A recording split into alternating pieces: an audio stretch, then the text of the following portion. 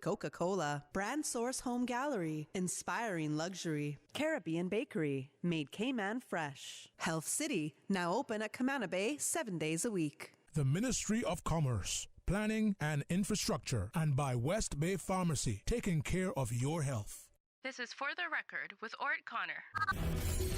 Coming to you live from Radio Cayman Studio. For the record. For the record. For the record. Hear from your government officials, independents, and the opposition on issues that matter to you. For the record. Engage in an open dialogue between residents and lawmakers. For the record. For the record. For the record. Informative, impartial, insightful. This is your talk show. 1-800-534-8255.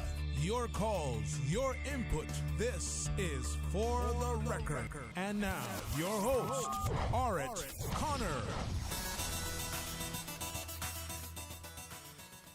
Good morning, good morning, good morning, O land of soft, fresh breezes and verdant trees so fair. Today is July 30th, 2021. I hope and I trust that everyone had a restful, peaceful, enjoyable evening.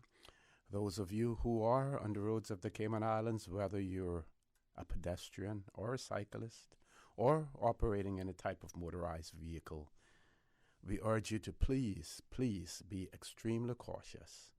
Ensure that you observe the rules of the road. Remember, by doing so, the life you save may just be your own. For those of you who are celebrating a birthday today, we want to wish you a happy birthday. Those of you who've celebrated a birthday over the past few days, a belated happy birthday to you as well. For those of you who have lost loved ones, again, we want to express our sincere condolences to you. We hope and we trust that your faith will help to carry you through these very challenging times and that the memories of your loved ones will be a blessing as well. For those of you who are not feeling well today, and if you're either at home or at a medical facility, we wish you a speedy recovery as well. Now, moving back to birthdays. Today, Mrs. Amy Gold, very, very dedicated listener to Radio Cayman. She listens every day to Radio Cayman. Radio Cayman is her favorite radio station, and she is celebrating her 94th birthday today. And happy birthdays and blessings are coming from all of her children, especially Lisa. So, Miss Amy, again, happy 94th birthday to you. May you live to see many, many more. And we know that you will continue to listen to Radio Cayman, your favorite radio station as well. So, Miss Amy Gold, 94 years old today. Also, Karis Ebanks, my granddaughter, she's 12 years old today, so we want to wish Karis happy birthday as well. I know that whenever she's in the vehicle with her mother in the mornings heading to school, that she always wants to listen to Radio Cayman as well. Of course, school is out now, so I hope and I trust that they're listening this morning, 12 years old today, to Karis as well. Any more birthday greetings, please send them to me because we want to acknowledge everyone. We want to give them a shout out on the radio so that family and friends can hear as well. Like we always say, we want to recognize people. We want to say good things about them while they're alive, not wait until after they have passed on to do so, because unfortunately they cannot, or as far as we know, they're not the beneficiaries of it. when they have passed on. We don't believe that they can hear us. We don't know whether or not they can hear us or not, but we know certainly that if they're alive and if they have all of their hearing faculties, then they will hear us while we're alive. So send those shout outs. If it's someone who's celebrating a birthday on the weekend, we can do it now as well. We can acknowledge them. And if you're having any surprise birthday parties as well, you can share them with me, and I give you my word that I will not let it leak out on the radio as well. That was meant to be funny. So, folks, I want to thank you for allowing Radio Cayman, and by extension For the Record, into your homes, into your vehicles, as you traverse the busy roads of the Cayman Islands, into your places of work, wherever that may be. As you know, For the Record is a show produced by the staff and management of Radio Cayman, and it is geared towards keeping you abreast of issues as they arise and play out on the local, regional, and international scene. I am your host, Ort Connor, and you're welcome to join me every Monday, Wednesday, and Friday from 7:30 a.m. until 10 a.m.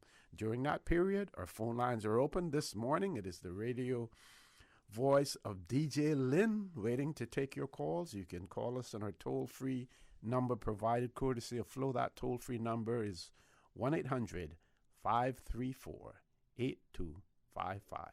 You can also call us on 949-8037 and 949-6990. Email us at fortherecord, one word, fortherecord at candw.ky. WhatsApp us 925-3261, and you can follow us on YouTube simply by subscribing to Radio Cayman live stream. We expect to have, we'll have a guest in the studio this morning. And when that guest arrives, I will introduce him to my audience, or our audience as well. Just to share with you the COVID-19 update for the 29th of July 2021, Chief Medical Officer Dr. John Lee reported that 607 COVID-19 tests had been carried out since it was last reported on Wednesday, the 28th of July 2021. There were 2 positive test results in travelers. There have been 97,306 COVID-19 vaccinations given in total in the Cayman Islands. Of those, 49,834, which represents 70% of the estimated 71,106 population, have had at least one dose of the COVID-19 vaccine, and 47,472, which represents 67%, have completed the 2-dose course. So again, we see the 6 to 7% there. We need to get to 80%, another 13%. The uptake of the vaccine has slowed down considerably, but we're going to continue to encourage those who want to and who are, from a medical standpoint, able to get the vaccine. Please do so, because you're not only protecting yourselves, but you're protecting friends, family, colleagues as well. Okay, we do have a caller. Let's go to the phone lines. Caller, good morning. Welcome to For the Record. Good morning, Rosie. Good morning. Good morning. How are you? Good. How are you? I'm good. Excellent. Excellent. Calling this morning, wishing Mr. Ori Ebanks a happy 97th birthday. Okay, Mr. Ori Ebanks. Yes, of West Bay, and also to Mark and Matthew Ebanks. They celebrated their 30th birthday yesterday. Okay, sound like they're twins? Yes. Okay. Yes. So I just want to wish them all and anybody else who's celebrating a birthday. And I want to also invite everybody to come down to the West Bay Town Hall, which is now the library, Teacher Riddler Library, tomorrow from 10:30 a.m. We are having a town hall school. So anybody who attended the town hall school we're having a reunion tomorrow. Oh, And great, with great. lots of activities going on during the day. So please come down.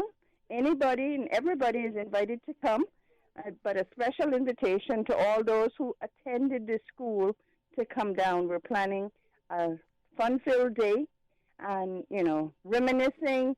We have, speakers or people who will reminisce on their time in the town hall school. So please come down tomorrow, West Bay Library, formerly the West Bay Town Hall, Okay. and just enjoy your day. It's going to start at 10 in the morning.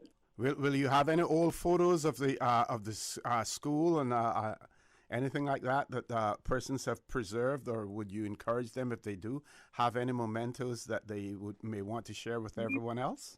We do have some, Great, but great. do encourage people who attended the school or who didn't attend the school but do have memorabilia to please bring it and share it with others. We can keep it inside the town hall itself because we have activities inside and outside. So we'll keep them inside so to make sure that they are preserved from the weather or from anything happening to them, or you can sit and hold them or watch over them. That's fine. Okay, sounds great. Sounds great. So have a wonderful weekend, everybody. And remember, we are in the Cayman Islands, orbit of paradise. God bless everybody. Thank you very much. You have a great day. Stay safe and enjoy the weekend as well. We have another caller. Caller, good morning. Welcome to For the Record. Good morning, Mr. O.C. Good morning. Good morning. How are you? Pretty good. You? I'm fine, thanks. Good, good. I'm going to be on that early bird this morning. I'm not here to defame anyone, and I hope I don't say my words wrong. I was told just yesterday that some media was speaking about the taxi drivers, and they should go out and clean up the seaweed. I guess wherever the seaweed may be located throughout the island. I just want to say, OC, that some years ago when the seaweed was real bad, especially Hawkside Bay, taxi drivers went down there and cleaned up Hawkside Bay. And I think the environmental health team picked up the bags of seaweed that those taxi drivers picked up. Okay. And I can't recall of anyone congratulating them or giving them a medal for going down there to clean up the seaweed. But what I'm trying to say this morning is, we are all Caymanians, even those that got Cayman paper to say they are Caymanians. Or if we would all put our hands in a bucket, we would have a better island. But we just sit down and watch who we want to watch and criticize who we want to criticize. And I just want to say that since this COVID, this island is run down to the max. I have drive through this island, and my eyes are sore looking at various areas, buildings, and so forth. So we, the people of this island, need to get together and let's help keep this island and bring it back to what used to look like when tourism was booming here in the Cayman Islands. Let's not just single out and tell taxi drivers they should go and help clean up seaweed. We are more valuable than cleaning up seaweed. Any idea why they singled out taxi drivers? I don't know, and I don't want to get any speculation and so forth because I don't have no full proof of anything. My family member called me last night, told me that they heard it on the media saying that taxi drivers should go clean up seaweed. What form it was said in, I do not have a clue. Okay. I don't have a clue. But I'm just stating that taxi drivers went to clean up seaweed. I don't know if they were falling back to that time that it happened, that they cleaned it up, and they're trying to say, why do they go back out there and do something in that category? And they're not a lot of people are not pleased that the stipend is out there rolling for the taxi drivers, especially if they have a job or have one apartment in their backyard, or they can go and get a job in Yakima. Or see, the problem with Cayman, We are just spoiled rotten. We are just spoiled rotten. Mm-hmm. And if you know you've just been doing taxes for 15, 30 years, and this COVID come and mash up things for us, and you already 65, 68 years of age, you know, you get this intimidation inside you. Who's going to hire you to a degree? And then you might get lucky and get hired. You don't know, and you don't know the person in a medical condition. Need assessment is doing everything it can do to help people that are sitting down home all day long, marking the calendar for payday. But yet, he hears nothing about that. But yet, they say people say they love Cayman. Cayman is the safest place in the world. I will kill for Cayman. But they want to work together with their own Caymanians. We always have clawing on each other, like one McKeever Bush did many years ago. We're like a bunch of crabs in a basket, climbing each other's back, trying to get out of the bucket, but we can't get out. We're in a stigma here upon our own selves. We got this mentality that because you got something, to hell with what other individuals get. We're in a small island.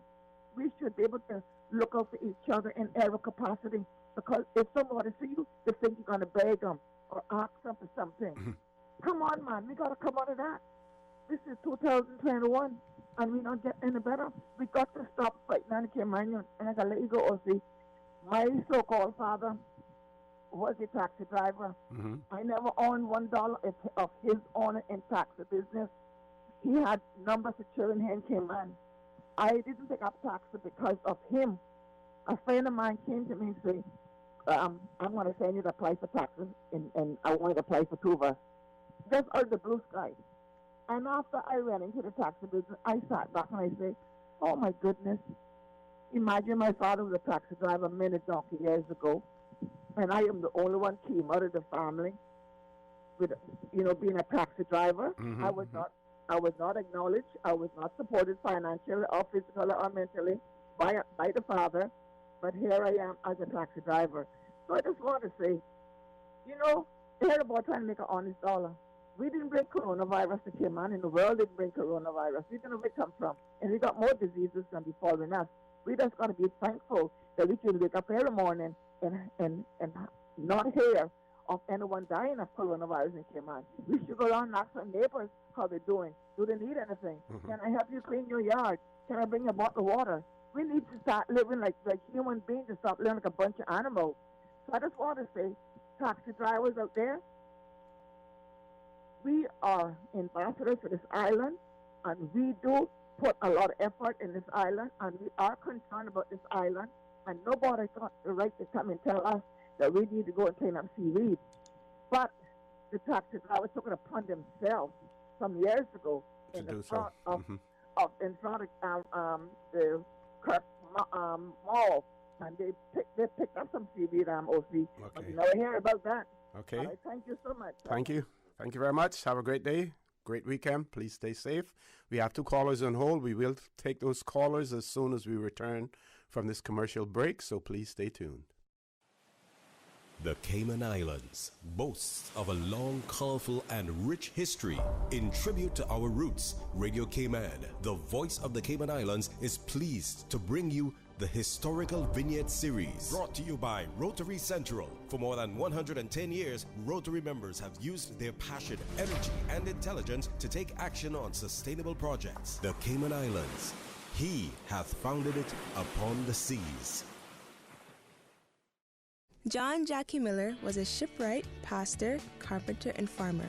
He was one of the founders of the North Side District. He built the old courthouse, now the museum, old government house, which burnt down, and the old jail and police headquarters, and the North Side Presbyterian Church, and was a lay pastor in the Presbyterian Church. He and his wife, Lucy Jane Nee Whitaker, had 11 children. Radio Cayman's Historical Vignettes was brought to you by Rotary Central. For more than 110 years, Rotary members have used their passion, energy, and intelligence to take action on sustainable projects. Ladies and gentlemen, start your engines. A truly exciting event is just around the corner. 4 hours of Rotary Central Gumball Car Rally excitement. Saturday, August 21st, noon until 4 p.m. prizes around Gumball Rally car preparation, rally spirit, rally event notes, rally accuracy. Answer the questions and find the Rotary Central Gumball Rally finish line. The Rotary Central Gumball Car Rally, a fun event, not a race event. Register with only $100 per entry, up to 4 persons per rally car. The first ever Rotary Central Gumball Car Rally event. Register now at Rotary Central Facebook page or call 936-1344. Every Gumball Rally dollar will serve Rotary Central mental health projects. Rotary Central. Serve to change lives. Did you know that defective airbags can cause serious injury or even death if not repaired immediately? Right now, millions of vehicles around the world are under recall for faulty Takata airbags, and yours could be one of them. At Vant Motors, our priority is to make sure the Toyota or Ford you drive is safe. So we are offering customers a free, fast, and easy airbag swap out if your vehicle was manufactured in 2016 or earlier.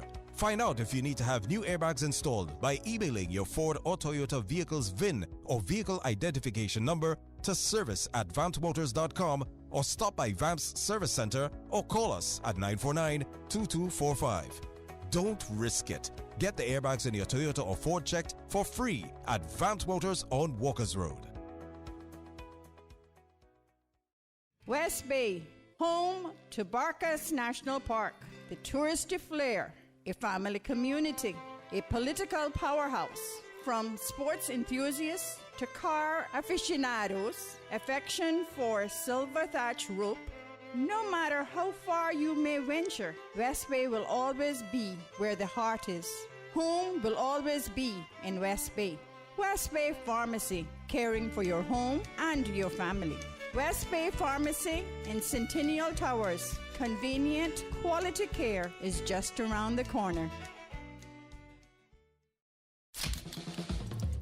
What's that? No sugar, same amazing taste? Coca-Cola Zero Sugar is here to stay.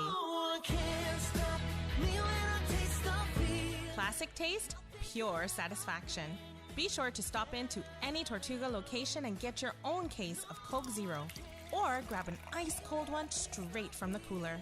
Brought to you by Tortuga Distributors Limited.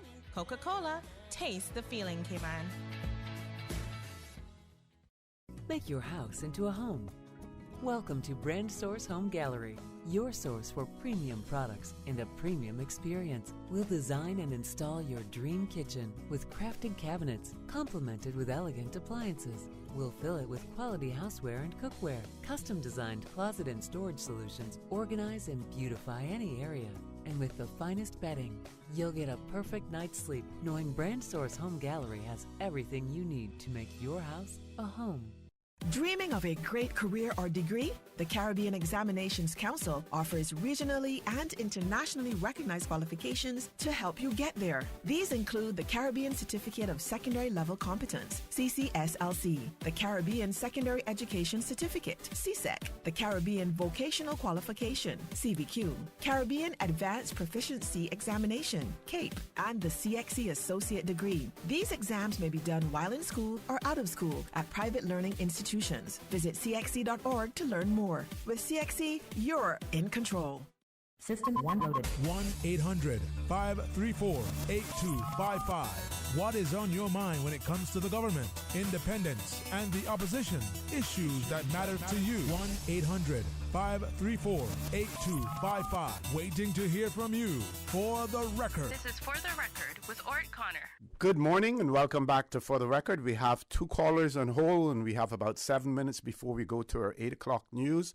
So we're going to take those 2 callers as the last callers for this segment. We will have Minister Kenneth Bryan with us after the 8 o'clock news as well. So let's go to the first caller. Good morning. Welcome to For the Record. Good morning, OC. Good morning. Good morning. How are you, Doc? Oh, good. And I'm sorry I'm going to have such a short time because I wanted to call this morning to compliment you because I had a beautiful rundown dinner last night with some very important people from our host city. And they had all good to say about your show. Oh, thank you. For thank the you. Record. so much so that they might even be listening right now. But I think it helps them to understand so much about the Cayman Islands, and it's a reference point for many people. And I said that is true, that O.C. Connor is a person that when he says something, you can go and check it out because he's a great researcher. And it's just to say to you this morning again that the level of your conversations and information is what we all have to strive to reach. You know, when you put standards, it's not to disqualify people, it's to elevate people. And that's what people have to realize. We don't talk the way we talk, and we don't insist upon the facts that we insist upon to prove a point simply because we want to disqualify people, but because we want to qualify people.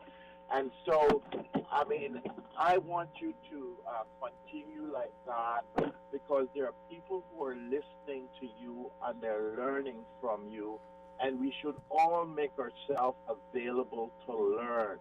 It's not just about being able to say something, but being able to say something in a reasonable manner. And if somebody can help you to improve your reasoning faculties, then they're doing you a favor. That's certainly what you're doing. And I'm going to let the last caller have the last.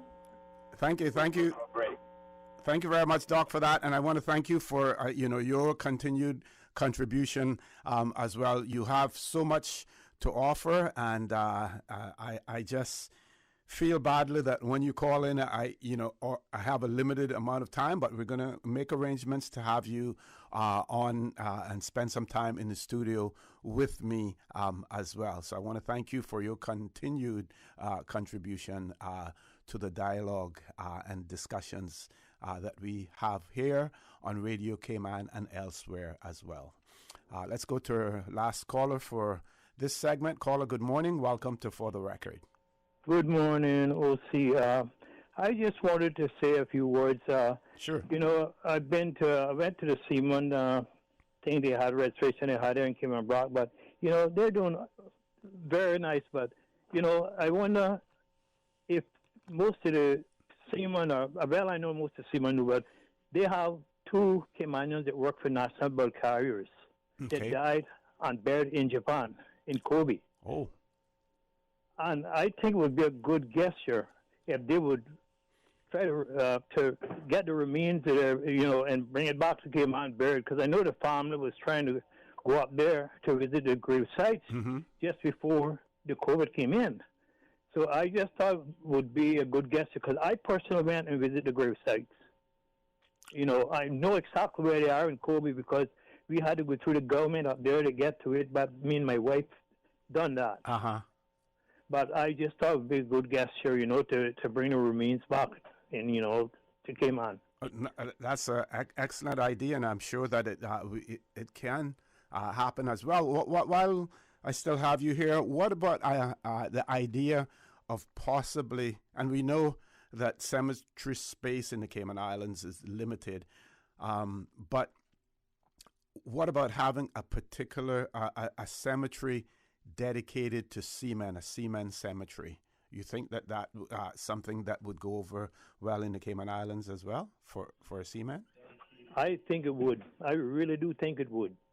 And I think most people here, I know they don't want it, but they would think about being cremated.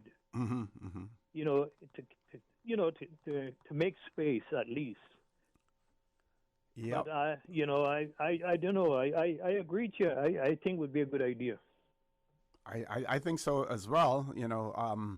Of course, we would have, and pardon the pun, missed the boat in terms of those who have passed on, before. But at least we still have quite a few seamen in the Cayman Islands. And if we were to either have a specific cemetery for that, or the cemetery that we have now reserve an area so that those families that want to bury their seamen in those areas, that they're able to do so. I want to thank you very much for that. And I would say to those persons, those two families, that they should seek the government's assistance in relation to that. I'm sure that the United Kingdom has a consular representation in Japan as well, and that should not be a difficult thing for us to carry out. And thanks very much for the suggestion. Okay, we still have a few minutes. I just want to mention the fact that congratulations to all of our Olympic athletes out there. Big congratulations to Bermuda. Bermuda won their first gold medal in the Olympics. Flora Duffy, a triathlete, she won. They also won, I think it was a bronze medal in the 1976 Olympics in Montreal, a boxer. So here we have a small jurisdiction that has won 2 medals, Olympic medals. I think there's another country, Macedonia, a small country with a population of about 30-something thousand. They won a gold medal in shooting. We just want to continue to encourage our athletes, and the achievement of those small jurisdictions shows that we can do it as well. But I believe in order to do that, we have to set our standards high, and we have to push those persons who are coaches and who are in charge for them to achieve more as well. Folks, top of the hour, 8 o'clock news. When we return, we will have the Honorable Kenneth Bryan in the studio with us. So please stay tuned. For the record, we'll be back immediately after the 8 o'clock news. At Foster's, we always have better prices on the products you love. We sure do. And this week we have certified Angus beef, top sirloin steaks for only $7.99 a pound. Save $2.30. We also have Noon hydration tablets for just $4.39 each. Save $2. And save $2.50 on Silk coconut milks. Now only $3.99. But hurry, price is good until August 11th, 2021. You can also shop these specials online and have them delivered. Just head to fosters.ky/go. Foster's. Better prices because we care. The voice of the Cayman Islands. 89.9 FM in Grand Cayman and 93.9 FM in Cayman Brac and Little Cayman. Silver wings shining in the sunlight. Radio Cayman.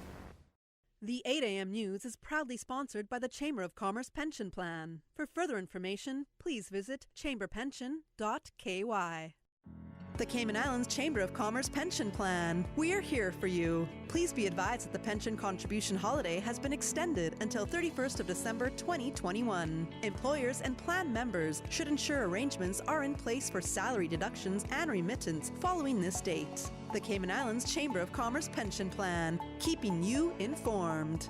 For further information, visit chamberpension.ky. And for information as it happens, follow us on Facebook, LinkedIn, or Instagram. Email admin@pensions.ky or call 745-7630. We're here for you.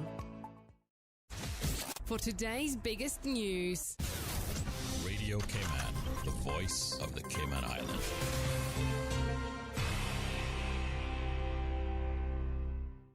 Good morning. It's time now for Radio Cayman's 8 o'clock morning news. I'm Dion Anglin. The new Ministerial Code of Conduct sets out standards for adhering to the principles of good governance. Radio Cayman's April Cummings has more. The official announcement says that part of the General Code of Conduct requires ministers to behave in a way that protects the integrity of the decision-making process and upholds the highest standards of propriety.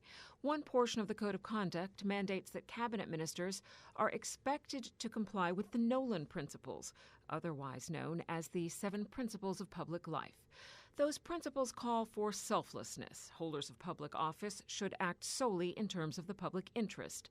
Integrity. Holders of public office must avoid placing themselves under any obligation to people or organizations that might try to influence their work in an inappropriate manner. They should not act or take decisions in order to gain financial or other material benefits for themselves, their family, or their friends, or other connected persons, and must declare and resolve any interests and relationships touching on their public office. The remaining principles are objectivity, accountability, openness, honesty, and finally, leadership, which includes not only exhibiting these principles in their behavior, but also actively promoting and robustly supporting the principles and a willingness to challenge poor behavior whenever it occurs.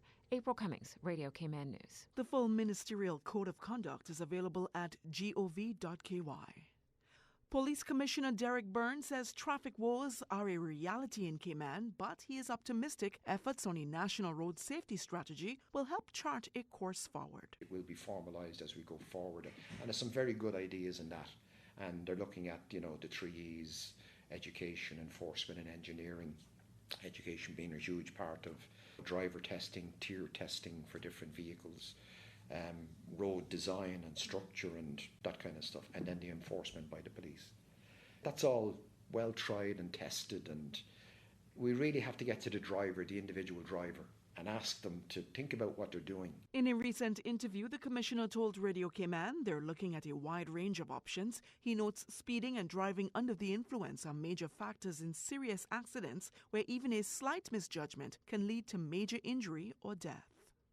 In other local news, Speaker of Parliament Mkiva Bush sends congratulations to St. Lucia's Prime Minister Philip J. Peer on his victory at the last general elections. The letter says the election results appear to indicate a clear and convincing mandate from the people, as evidenced by 13 seats of the 17, which is the largest margin since 1997 in the St. Lucian Parliament. Describing it as a significant change, Mr. Bush says as a member of the Caribbean region, quote, "We wish you and the people of St. Lucia continued success, prosperity, and growth during your tenure as Prime Minister."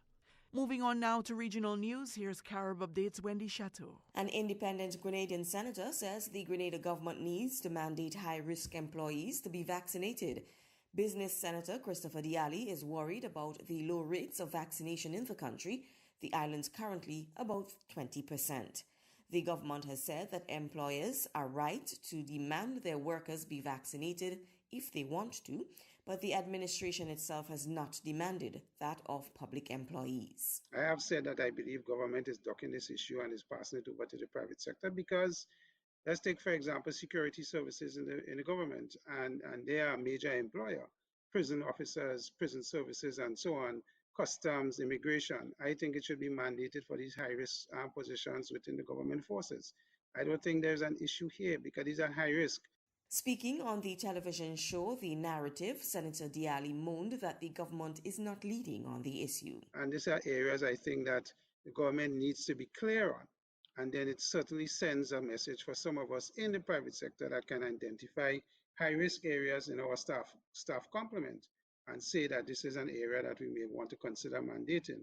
But we have not gone there apart from the tourism sector and some financial institutions.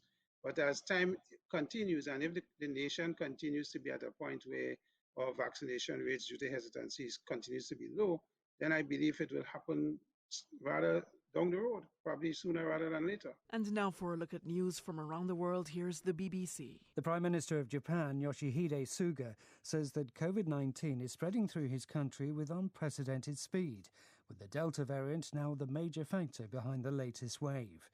Japan recorded more than 10,000 new COVID infections for a second day in a row. President Biden says the first flight carrying Afghan interpreters who worked with the American military has arrived in the U.S. Around 200 interpreters and their families have been taken to Fort Lee military base in Virginia. The Eurozone economy has bounced back from recession, with the latest official figures showing growth of 2%. Spain and Italy, where the pandemic took a particularly heavy toll, expanded more than 3% in the second quarter of the year. BBC's Jerry Smith taking us out of Radio Cayman's 8 o'clock morning news. I'm Dion Anglin. The 8 a.m. news is proudly sponsored by the Chamber of Commerce Pension Plan. For further information, please visit chamberpension.ky. The Cayman Islands Chamber of Commerce Pension Plan. We're here for you. Are you aware of the performance of your pension plan? The Cayman Islands Chamber of Commerce Pension Plan provides quarterly fund fact sheets for our members to stay informed with the plan's performance. For the year ended 30th of April 2021, the various life cycle funds have provided returns between 10.5% and 43.2%, and our all-in expense ratio for year ended 30th of June 2020 is currently the lowest it's ever been, 0.72%. Visit chamberpension.ky to review our fund fact sheets. You can see the performance as far back as 10 years. Remember that pensions are a longer-term investment strategy. Focus on the long term rather than the short-term returns. The Cayman Islands Chamber of Commerce Pension Plan continues to perform for you. Stay in touch with Radio Cayman for the latest in news and information. Follow Radio Cayman on social media, Facebook, Instagram, Twitter. Download the Radio Cayman app or log on to our website, www.radiocayman.gov.ky. Radio Cayman, your voice, your choice, your radio. 3T Cayman MRI is the patient-friendly MRI experience in the Cayman Islands. With the most advanced scanner on island, utilizing cutting-edge technology, and a team of highly trained radiologists and technologists with the experience that rivals any clinic in the world. Our suite is designed for patient comfort, with the largest patient opening of any scanner, and additional features to minimize anxiety during your scan. Come to 3T Cayman MRI for your patient-friendly experience. Learn more at 3tcayman.com. This is an important public service announcement. The Commission for Standards in Public Life reminds all persons subject to the Standards in Public Life Act that they are required to submit their annual declarations by no later than Friday the 30th of July 2021. To determine if you are required under the Act to submit a declaration, visit standardsinpubliclifecommission.ky. Again, the deadline for submissions of declarations of interest via the online portal in accordance with the Standards in Public Life Act is Friday, 30th of July 2021. Roma United Sports Club and JN Money presents the official Jamaican Independence Celebration and Health Fair on Friday, August 6th at the Lions Center, featuring local and international acts, kids talent contest, dancing contest, and best dress contest. Lots of prizes and giveaways, plus the good Jamaican food, music by Slaughter Rich, The Entertainer, and DJ Marcus. Health Fair from 5 p.m. to 9 p.m. Free PSA test. Free blood pressure and diabetes checks. Don't miss it. The Jamaica Independence Celebration and Health Fair on Friday, August 6th at the Lions Center. COVID protocol in effect. Come out early. Sponsored by Cayman Art Discount, Best Dress, Papa, Cayman Hair and Beauty Supply, People's Choice Grocery, Vibe Time, Radio Cayman, and Breeze FM. The 8:10 a.m. weather report, Monday through Friday, is proudly sponsored by Pan American International Insurance Corporation. Pan American International Insurance Corporation, meeting the life, accident, and health insurance needs of individuals and businesses to ensure financial security and peace of mind. For more information, call 949-8304 or visit www.palig.com. That's PALIG.com. Pan American Life Insurance Group can help you take your employee benefit solution to the next level. For more than 110 years, millions of people have trusted PALIG because we've always delivered on our promise. PALIG is the only insurer providing group policies to as few as 3 employees and has the ability to combine life, health, disability, and income protection to provide you and your employees with a complete employee benefits package. Let us customize your employee benefit solution today. Call us at 949-8304 or visit our office at Unit 221, Cannon Place East, North Sound Road, or visit us online at www.palig.com. Pan American Life, people you can trust for life.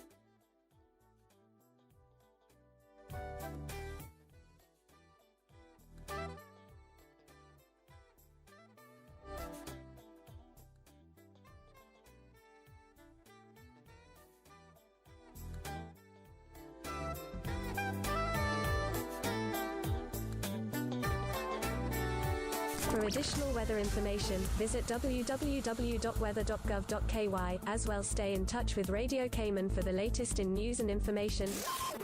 Radio Cayman, your voice, your choice, your radio. The 8:10 a.m. Weather Report, Monday through Friday, is proudly sponsored by Pan American International Insurance Corporation. Pan American International Insurance Corporation, meeting the life, accident, and health insurance needs of individuals and businesses to ensure financial security and peace of mind. For more information, call 949-8304 or visit www.palig.com. That's PALIG.com. We at Pan American Life Insurance Group are here to help you protect your family and your income. For more than 110 years, millions of people have trusted PALIG because we have always delivered on our promise. Life insurance is not only about death, but also about living benefits. We'll help you secure the life insurance, accident and sickness disability income you need to protect you and your family. Call us today at 949-8304 or visit our office, Unit 221 Cannon Place East, North Song Road, or visit www.palig.com. Pan American Life, people you can trust for life. The traffic report is brought to you by Subway. Planning a meeting, event, or office celebration? Visit subway.ky to place your catering order today. Summer, the season for backyard gatherings, beach parties, office socials, and camps for kids. Make the most of your summer party and leave the catering to Subway. Choose from small and large sandwich platters or double meat wrap platters, and top it off with optional cookie platters for dessert. Or ask about our Subway Box to Go, with the option of a 6-inch or foot-long sandwich, 1 cookie, and 1 bag of chips. Cater your summer with Subway. Visit subway.ky for menu options. Subway, eat fresh.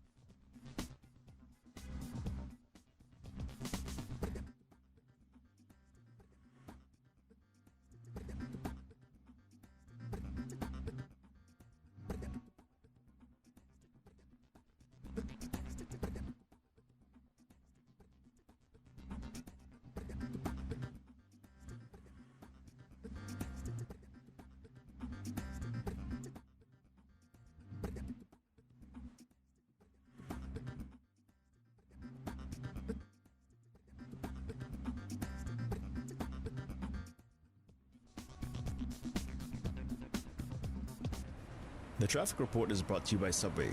Planning a meeting, event, or office celebration? Visit subway.ky to place your catering order today.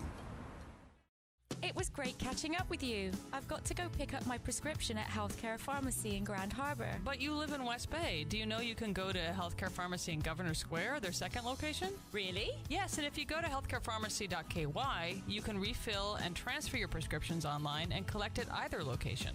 That's so convenient. Thanks. I'm off to Healthcare Pharmacy in Governor Square. Healthcare Pharmacy Grand Harbor, Healthcare Pharmacy Governor Square, and always healthcarepharmacy.ky.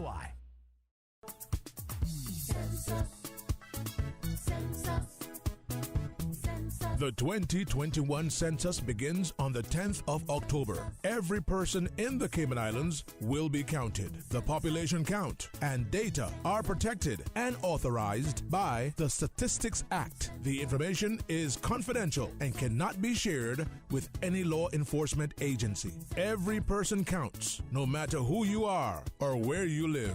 So have your say in the 2021 census. 2021 census. Everyone counts.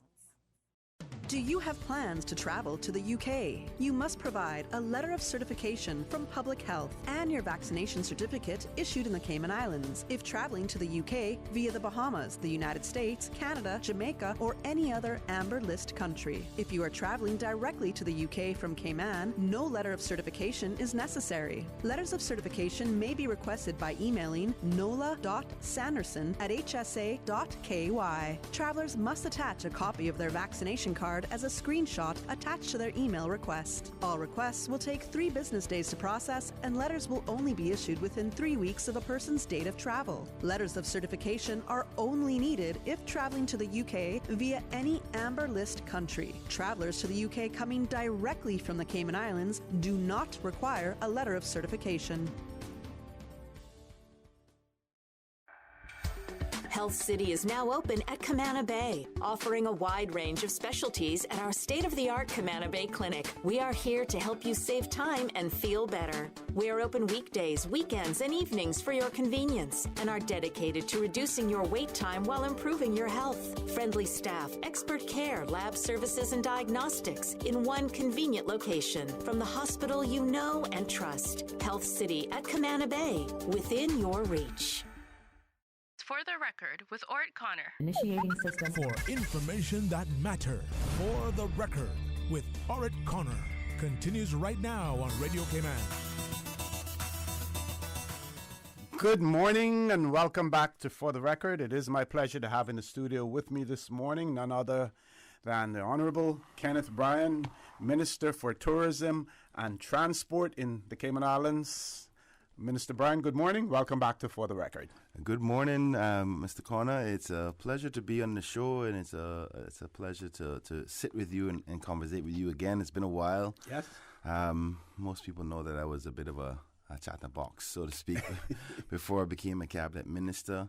And things have changed a little bit. A lot more work, a lot more restrictions, if I dare say, or accountabilities to making sure that everything is in line with all of us together as colleagues before I speak a lot. But now that we've gotten past that 100-day mark, I suspect that you'll be seeing a lot more of myself and my colleagues out there with our communication plan, because as per our strategic policy statement, we want to do more communications. It just was quite difficult trying to get our feet fully submerged in the duties and understanding of our responsibilities as new ministers, and particularly for those members who are brand new members, period. So there's a lot of that for the first 100 days, and this first 100 days is unlike any other.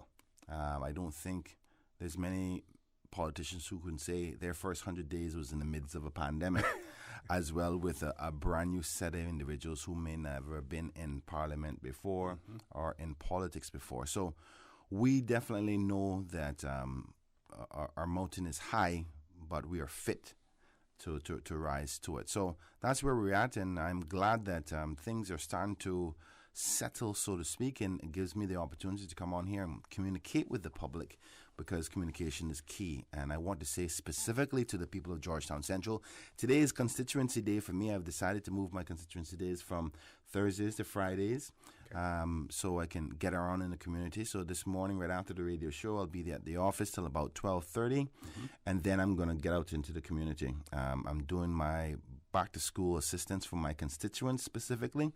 As you know, as one person, I can only help so much in respect to the financial cost. They spent $3,000 the other day on school bags. So my team and I are going to go out and get some supplies from either Cost Less or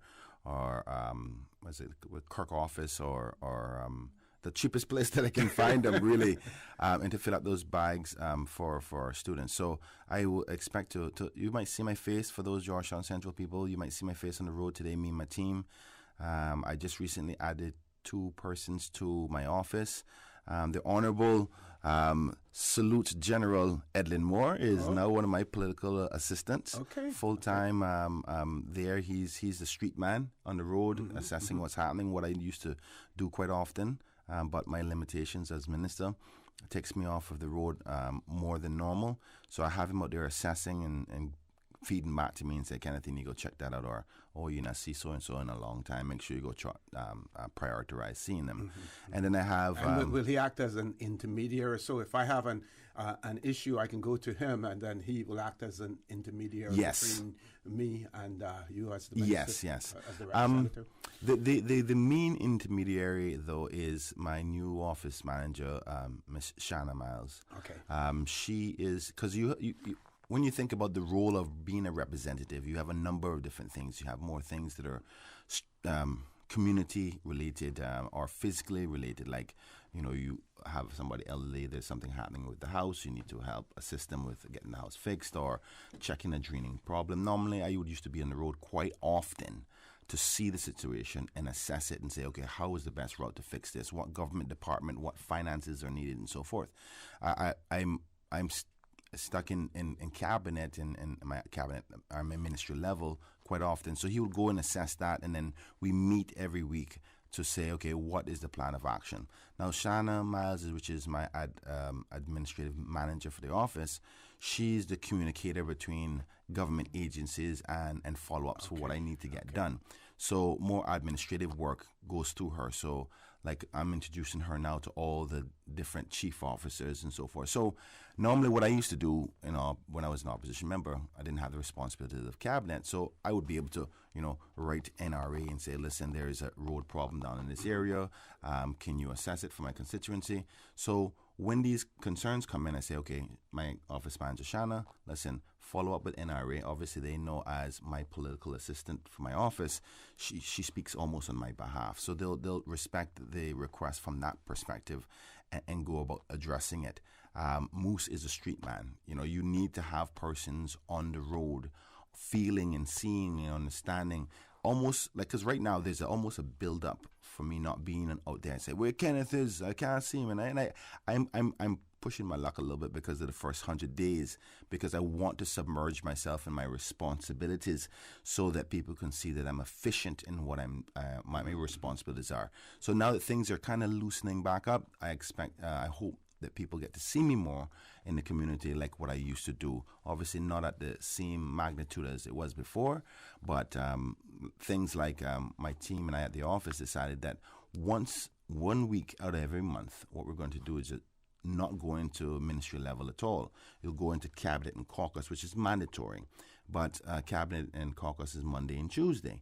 So you have Wednesday, Thursday, and then constituency day on Friday. So I'm going to take that Wednesday and that Thursday to say, okay, that whole 5-day period, I'm just in the community. Because when people don't see your face for a period of time, then they start to get, oh, yes, you see, they're gone now and you can't see them. So I know I've been given a little bit of a leeway for the first 3 months. And I think I've call it the honeymoon period. Honeymoon period. I think the honeymoon is over. And I've started to get some of my people say, Ken, come on now, and I see you in a little while. So I said, okay, team, guys, we need to get out. So today, you see me a little bit more casual than I would normally be in my ministerial attire. That today is office day at the constituency level. Talk to the people, find out what things that need to be done, allocate the necessary responsibilities to who needs to check up on what, get back to the people, and then the rest of the evening and afternoon, we're going out into the community to the various different little things I need to look into, and then obviously later today, I'll give somebody a 6 loud gray I'm ranking. I'm ready for you.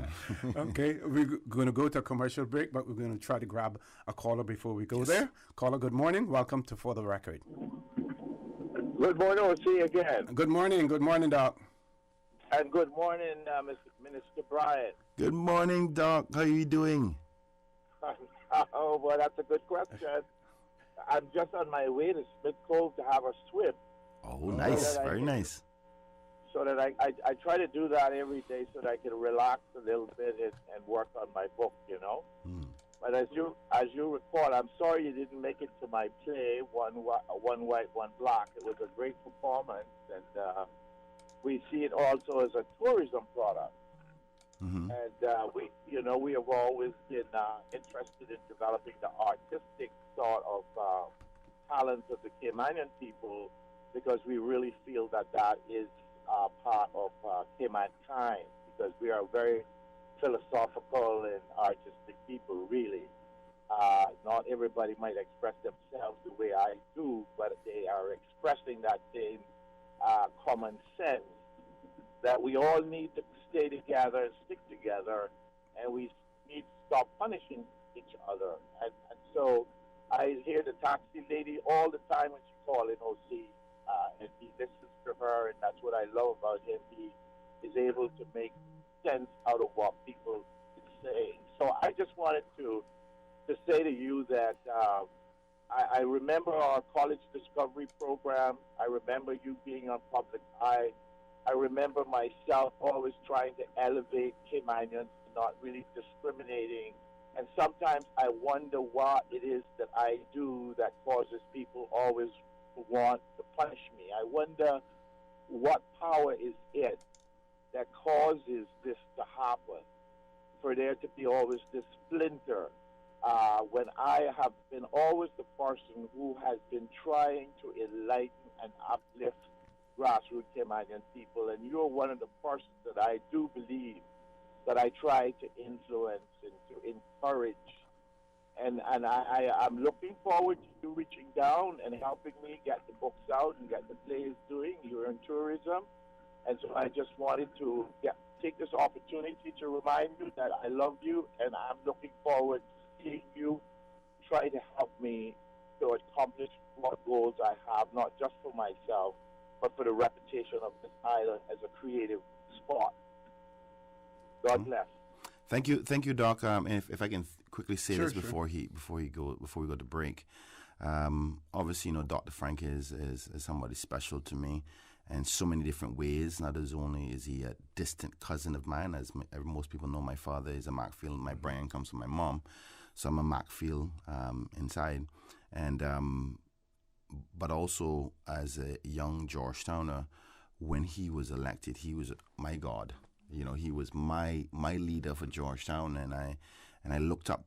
I still do look up to him in respect to aspiring to one of the highest spots in respect to leadership in this country. So he was a leader for many, and also my thoughts about running for politics as a young man, or not really running for politics, but just standing for my country. I went to university, and I went to university because of him. He was the minister that signed off. I actually got a scholarship through sports. Okay. It wasn't through anywhere else, and I owe a level of debt to him for that. I continue to try to pay for it every single day, not only for my education at UCCI, where I have my degree, but also from the perspective of the knowledge he passed on. He's right in saying that, I was one of the first young people on his Public Eye show. That's where I inspired much of my enthusiasm about community work and fighting and standing for my people and for change. So he sparked parts of me that caused me to be who I am today, and I'm forever indebted to Dr. Frank, as well as many other persons for where I am today. So I love you too, Dr. Frank, and if there's anything I can do within my ministerial responsibilities and power, of course I'll assist. I'm sorry to hear that you're feeling spited or what was the best word here? Not supported, but we can have a discussion about that off the air. And I hope you have a lovely swim down at Smith Cove. Good healthy way to start your day. So love you too, brother. All right. Love you. Doc, take care. We're going to take a commercial break. Folks, please stay tuned. The conversation with Minister Kenneth Bryan will continue after this short commercial break. West Bay, home to Barkas National Park, the touristy flair, a family community, a political powerhouse. From sports enthusiasts to car aficionados, affection for silver thatch rope. No matter how far you may venture, West Bay will always be where the heart is. Home will always be in West Bay. West Bay Pharmacy, caring for your home and your family. West Bay Pharmacy in Centennial Towers. Convenient, quality care is just around the corner. You don't always have to give up the food you love to live a healthier life. You just have to choose better to eat better. At Caribbean Bakery, we know that delicious, nutritious bread only uses a few ingredients that leads to better taste, better health, and an overall better experience. We focus on simple, quality ingredients while leaving out the bad ingredients that commercial bread brands are known for and can lead to illness. Feed your body, feed your family with 100% additive-free, freshly baked bread from Caribbean Bakery. And don't miss our hot bread Sundays, freshly baked loaves delivered to McRuss grocery store every Sunday morning. Caribbean Bakery, made Cayman fresh. Ready, set, goal! Enjoy the latest and greatest sports events live on SportsMax. With every Digicel Prime bundle, get dedicated data for your SportsMax app so you can catch all the live action and more right at your fingertips, anytime, anywhere. Get your 30-day Digicel Prime Bundle Plus for only $55 and start watching, because catching gold is better on a bundle. Digicel, better together. Show it off, girl! Whether it's formal wear and suits, bridal and suit rental, uniforms, tailoring and alterations, or fabric, Creative Fashion and Design is taking fashion to the next level and has it all for you. Remember to register for our sewing summer camp and learn a lifetime skill, not just a project. Let the young ones come and express their creativity. Cut, sew, and create. Sewing camp starts July 19th to August 13th. Creative Fashion and Design, located upstairs Tropical Plaza, Unit number 8. For more information, call Norma at 949-0034 or 928-0344 or email info@creativefashionanddesign.com. Do you know why vaping is considered toxic? Vaping devices work by turning liquids to vapor for users to inhale. Vaping liquids contain a variety of substances. Vaping can cause acute lung injury. People actually don't know what they're inhaling. There is really no regulatory oversight over who is making these liquids, where and how they're making these liquids, and what kind of components are present in these liquids. Ask questions. To learn more about vaping, contact the NDC at 949-9000 or check out our website at www.ndc.ky. This message was brought to you by the National Drug Council and Radio Cayman. System 1 loaded. 1-800-534-8255. What is on your mind when it comes to the government, independence, and the opposition? Issues that matter to you. 1-800-534-8255. Waiting to hear from you. For the record. This is For the Record with Ort Connor. Good morning. Welcome back to For the Record. My pleasure to have in the studio with me this morning Honorable Kenneth Bryan, Minister responsible for tourism and transport. I believe we have a caller. Let's go to the phone lines. Caller, good morning. Welcome to For the Record. Good morning. Good morning. Good morning. You know, I got bone to pick with you, but anyhow. Good morning, Miss Charlene. What a wonderful voice to hear. Hear that. Oh, Kenneth. Yes, ma'am. Your roadmaster, he just like you. Moose? I never called nobody name. I gave title and position. Yes, ma'am.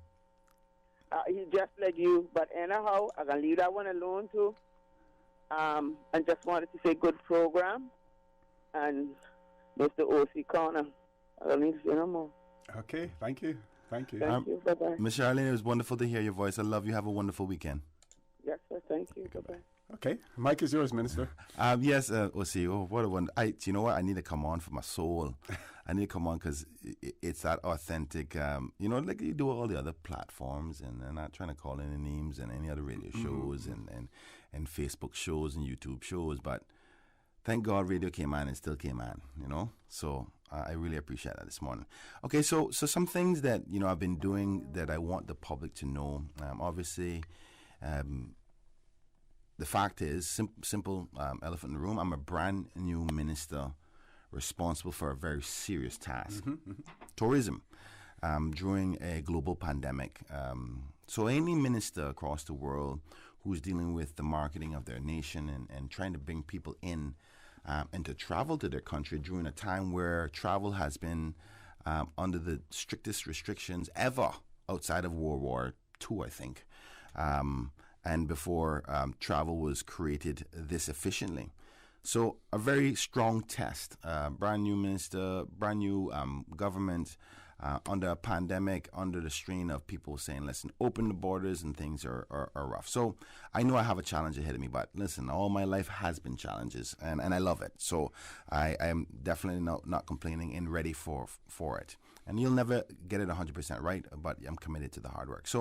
So far, the main things that the public should know is the areas of responsibility that I have. So as the Minister of Tourism and Transport, the tourism one is quite simple.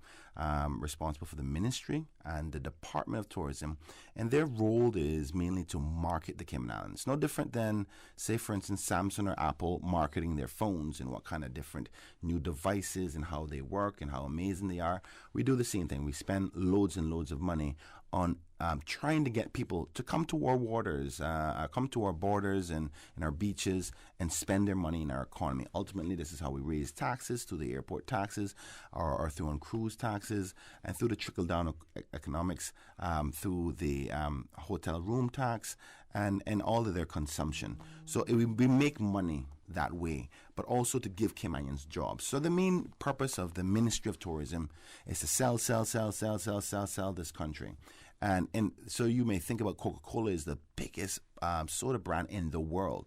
And though they are already known, they still spend billions of dollars in marketing. So that's ultimately what we do. And in respect to that, we try to sell the culture of who we are, our beautiful beaches, the unique things about us, and most importantly, the Cayman kind, which identifies us as Caymanians.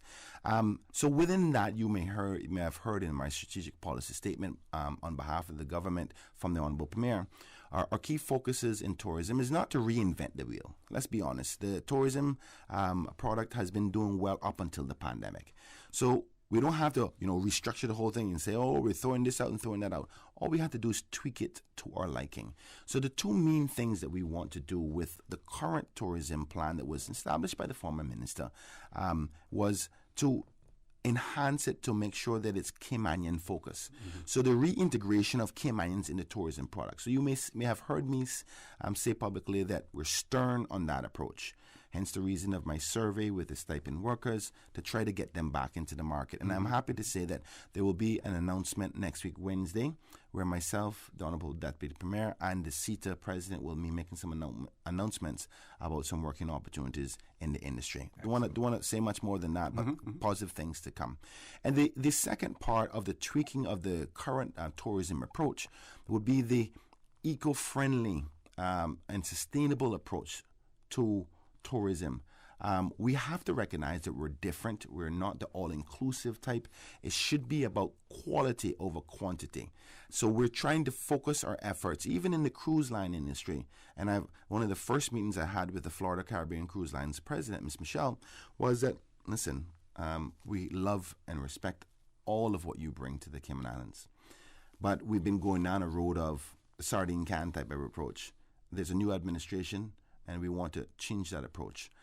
So not saying that we're going to reduce cruise, but be more particular about how we approach it. So what has developed over time, unfortunately, is that we find our Caymanians down there fighting against one another, trying to get a little dollar, because the tourists, the cruise lines have been so strategic. They're almost like mobsters, so to speak, in their strategies to undermine each other because we are divided.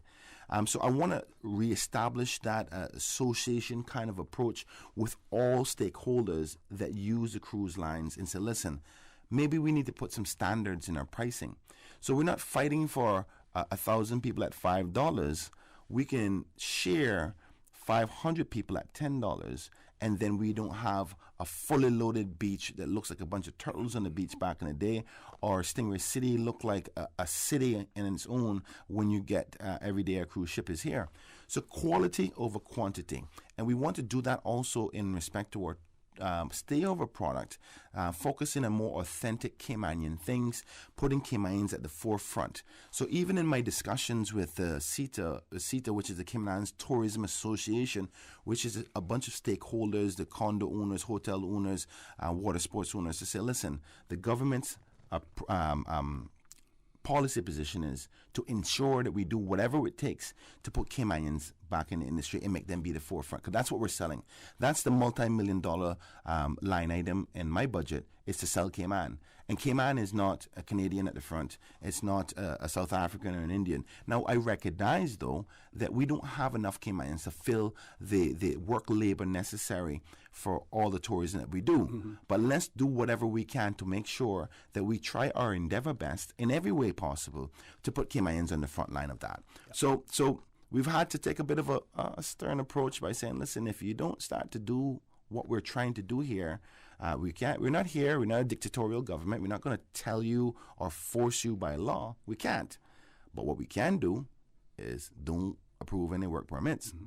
So that's the control that we do have. So it's been a bit of a little soft, difficult conversation, but I think the industry is getting it. I think the industry understands our commitment, our mandate by the people of this country, that's what we want. So we're slowly getting there, and I think that I must report back that the conversations with CETA are going good.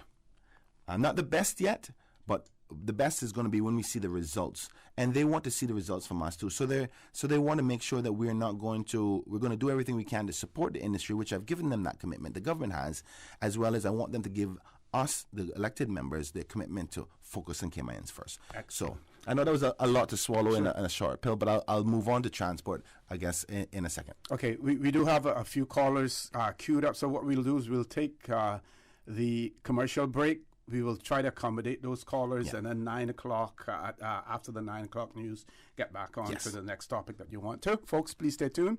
For the record, we'll be back shortly. Those of you who are on hold, hang in there. We will take your calls as soon as we return.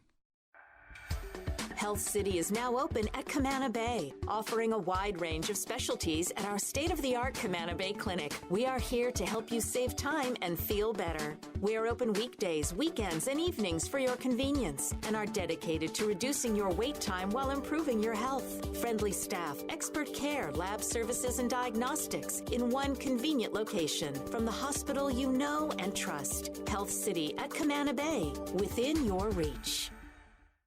West Bay, home to Barkas National Park, the touristy flair, a family community, a political powerhouse. From sports enthusiasts to car aficionados, affection for silver thatch rope.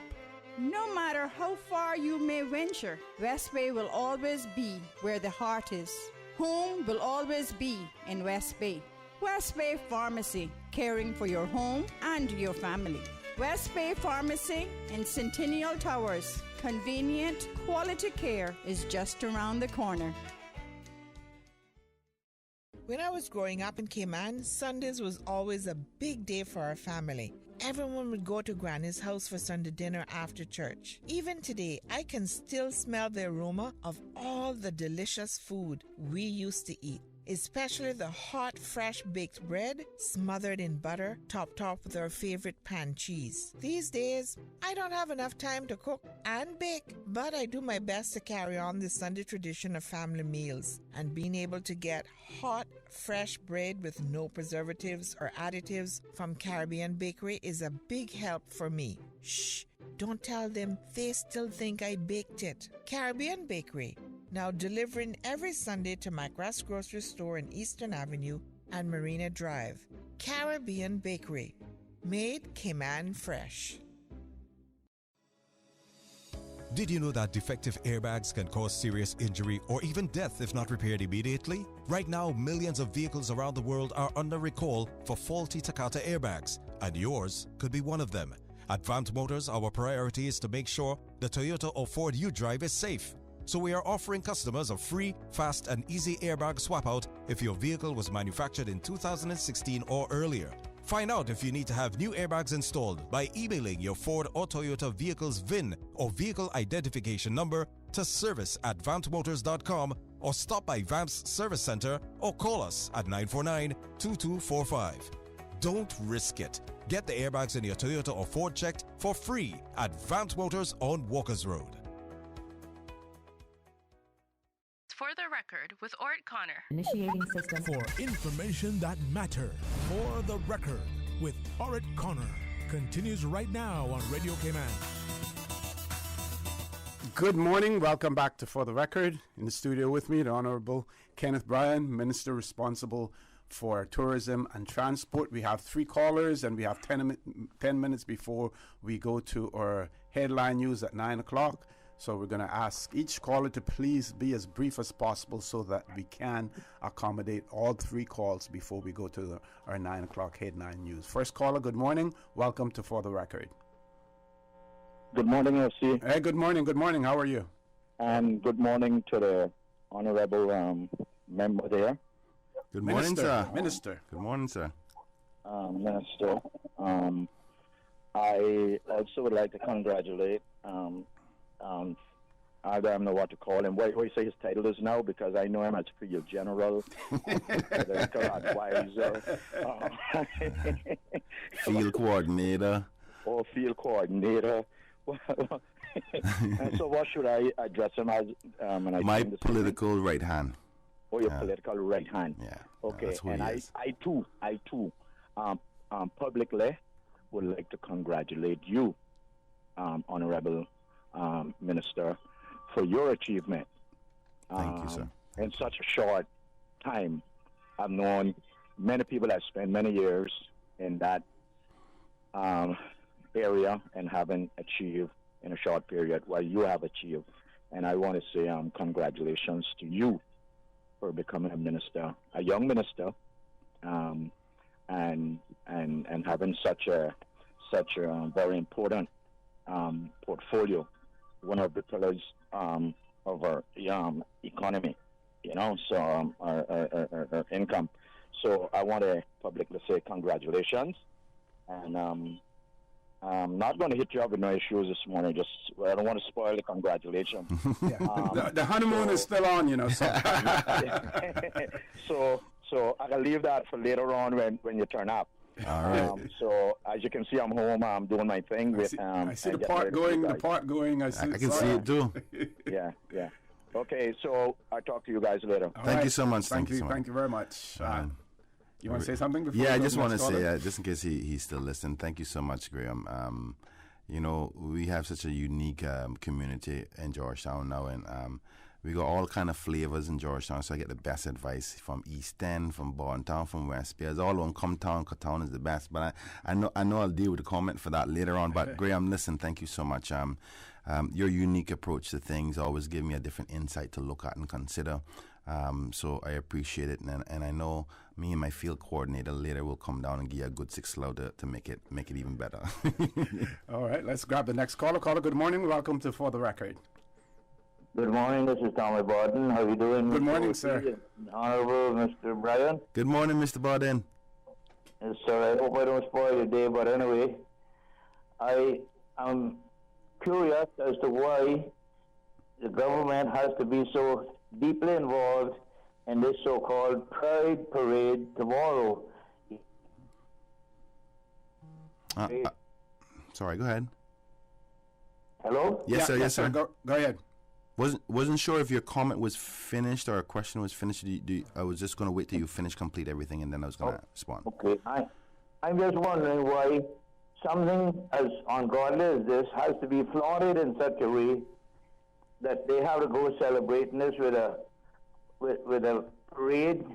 I don't know if it's any pride in that, but anyway, I am very disappointed to see how government is involving themselves into such a ungodly, nasty situation, I would say. Sorry for the expression. It's okay, Mr. Borden. I listen. I totally respect and understand your feel and approach to this. I think the important point here is that is the Honourable Premier has always had his position in respect to this area, and as an individual, we have to respect his personal view. In respect to me as Minister of Tourism, the Pride Parade was facilitated just as much as it was facilitated for KMAS, which is a more of a carnival type of approach. And just to clarify, the reasons why they were approved were on the basis of almost like a quick pro quo in respect to getting them vaccinated. So we had to figure out ways to encourage persons to get vaccinated so we can keep the country and the community safe. And KMAS was one of the first ones, which is the carnival approach, which is, even for Christians ourselves, we still find a bit inappropriate, as, you know, the gyrating, as my mama would say, up in public and winding up and having fun. But, you know, I think we have all gone through that stage in our journey as Caribbean people. Some may have never done it, so I got to recognize that as well. But we approve that, and based on the rights of persons, equality, and not to be biased in any way, the Pride Parade and their organizers reached out to the government to do the same, but actually not in the same fashion. I think that you'll see that this weekend the parade by the Pride group as well as the parade by KMAS will be two different worlds. One is just actually a march down the road, while KMAS is the one of the gyrating elements that we talk about. So as per the control of the governor, I think we've passed that road now, and these are the ripple effects of the decisions by us being a British Overseas Territory. I kind of gave signals to that, and when I was in opposition as to the realities of what we were facing, that judgment and that law has passed, and in respect to the equality and opportunity for persons to have same-sex unions, and as people start to recognize their rights more, they will ask for more. And as per our Constitution, as per our laws, there's no justification whatsoever to deny them the opportunity to do a parade that celebrates what they believe in. One thing that I must say is there for Christians, though, is the respect and protection of your rights to be able to continue to say, you know, I stand for Christianity, but also the rights for them to say, listen, this is what they believe. I know it's a very sensitive area because it's a matter of disagreeing opinions and views from a religious aspect. This will never be okay for some. But the most important thing I try to do, particularly as a leader of leading everybody, is to remember to respect each other's differences and tolerance and as well. tolerances. Yeah. So I mean, we're not expecting persons to agree to the behavior, but respect the differences. So just as much as some may, I mean, I hate to even think this, but there's some people out there who go, I don't believe in God, but I want them to respect the fact that I choose to believe in God, and that don't criticize the fact that I go to church. So that's the approach that we're taking it. Obviously, you know, the elected arm have different members of the government, and some are more stronger than others. As you know, Miss Julie is a very strong Christian, so she's not going to go out there and participate in it. And then obviously the Honorable Premier has a different view on that. So this administration tried to respect people's views on it. I don't necessarily think it should be seen as a whole government collaboration or support for it, but respecting their views and their rights, which is we're obligated to from a constitutional manner. Okay, I want to thank. Well, I must say 1 second more, if Sure. you don't mind. My concern mainly is what's going to happen to our children or their children. Or are they going to be allowed to adopt children? Because I think that would really be the worst thing that could ever happen, to be brainwashed in something that is so ungodly and what should I say?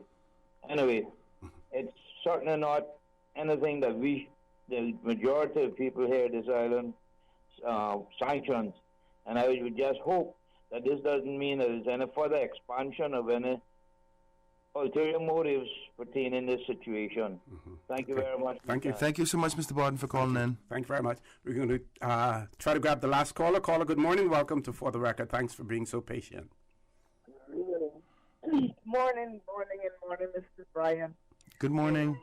I got one person for Mr. Brian, one for Austin, and I'm going to speak briefly. I know time is up. Mr. Brian, if and when the Island O opens up again fully, where are the beaches that these visitors going to go, especially from the cruise ship? You can answer that when I hang up. And Mr. Austin, Where are the beaches they're going to go to? Yeah, Okay. Yeah. Mr. Austin, down there, just forget on the corner of Public Beach, there's two buildings going down on the left and right side. I think I put an overpass down there as well too. I see two humongous cement creatures down there looking like something that to be put over the main street. Do you know if anything like that's going to happen? Not aware of it, but I hope not. I think we have enough overpasses as it is. Caller, I can barely hear you, but I think you were talking about the overpass right before the public beach, right? Mm-hmm. Yes. Yeah. Yeah, it does look like that. I thought the same thing last week, and I obviously I'm not in charge of planning, so I don't know directly the approvals, but I'm going to inquire. But I have a strong suspicion, based on the little I know about construction and infrastructure of a building, that those columns look like a supporting beams for some sort of a weight to go over the pass. So I will find out, and I'll let Mr. O.C. know for Monday, okay? Yeah, definitely. I'm talking about the gay situation. You know, we had that here in Cayman. It's all over the world. But, you know, I don't know really what to say. We are just adopting more and more of the rest of the world into our small community. And it's like if we don't abide by their other part of the world with behavior, then we will not be counted, and we will lose tourism, and we will lose this, and we will lose that. But I just want to say to you, Mr. Bryant, my grandson, I was kissing my granddaughter a couple of days ago, and my other grandson, he's 7 years old. He said, Granny, girls don't kiss girls. I said, she's my grandbaby, I can kiss her. He said, no, boy kiss girl, not girl kiss girl. I'll leave you with that. Okay. Think about it your way. Thank you, caller. Thank you very much. Caller, top of the hour, headline news. Please stay tuned for the record with the Honorable Kenneth Bryan. Will continue after this news break. Continuing the Caymanian tradition. Let Cora keep my ground so clean. The heart and soul of the Cayman people. Thank you for keeping the culture alive. There's business news every day. From East End to Georgetown, down into West Bay. Radio Cayman in the Cayman Islands. Today's biggest news. Radio Cayman. Your voice, your choice. Local, regional, international. This is Headlines from Radio Cayman's newsroom. Today's biggest news. The Chief Medical Officer, Dr. John Lee, reports that 607 COVID-19 tests have been carried out since this was last reported on Wednesday, July 28th. There were 2 positive test results in travelers. Good morning, I'm Dion Anglin with your headlines. In news elsewhere, Japan is extending a state of emergency in Tokyo and expanding it to new regions as the Olympic Games host faces a surge in COVID-19 cases.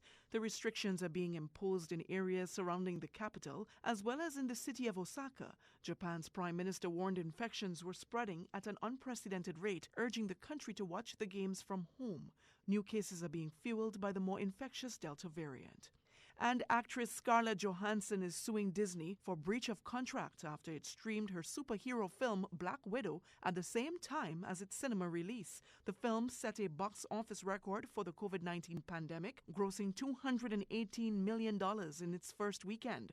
But box office receipts then fell sharply, and Ms. Johansson argues she was deprived of potential earnings. That's a wrap of your headlines. I'm Dion Anglin. For the latest in news and information, follow Radio Cayman on social media, Facebook, Instagram, Twitter. Download the Radio Cayman app or log on to our website, radiocayman.gov.ky. For the record, with Ort Connor. Initiating system. For information that matters. For the record, with Ort Connor. Continues right now on Radio Cayman. Good morning and welcome back to For the Record. It is my pleasure to have in the studio with me none other than the Honorable Kenneth Bryan, Minister with responsibility for tourism and transport. Minister Bryan, you mentioned earlier in your discussions with members of the tourism industry and the cruise industry in relation to, getting Caymans back into and you're not going to tell them what to do. But I almost understood that you're not going to tell them what to do, but you're going to tell them what they can't do. Exactly. Exactly. So, and you, in terms of training, I'm going to share something with you and our audience from 1966, the 4th of August, 1966. It's hotel trainees graduate. And it reads, the graduation ceremonies for the first class of the Hotel Training School in Dining Room Service, sponsored by the Cayman Islands Hotel Association in cooperation with the Evening Institute, were held on Monday, August 1st. Certificates were presented to the following by Mr. John Hatch, president of the Hotel Association. And I would point out, for those of you who don't know, Mr. John Hatch was the owner of the Beach Club, Colony, it was called at that time. He was the owner of that. So here are the graduates. Claret Anglin, Ellis Anglin, Gwendolyn Anglin, Joan Eleanor Borden, Esame Bush, Donna May Powery, Aline Connor, Anna Douglas, Andy Naomi Ebanks, Cicely Ebanks, Celia Ebanks, Madonna Ebanks, Hermina Hurlston, John Hodson, Clarice McFarlane, Margaret Nixon, Ella May Powery, Francis Samuels, Phyllis May Scott, Christine Smith, Hyacinth Stewart. And then the article goes on to say these graduates will be given preference by members of the Hotel Association when hiring.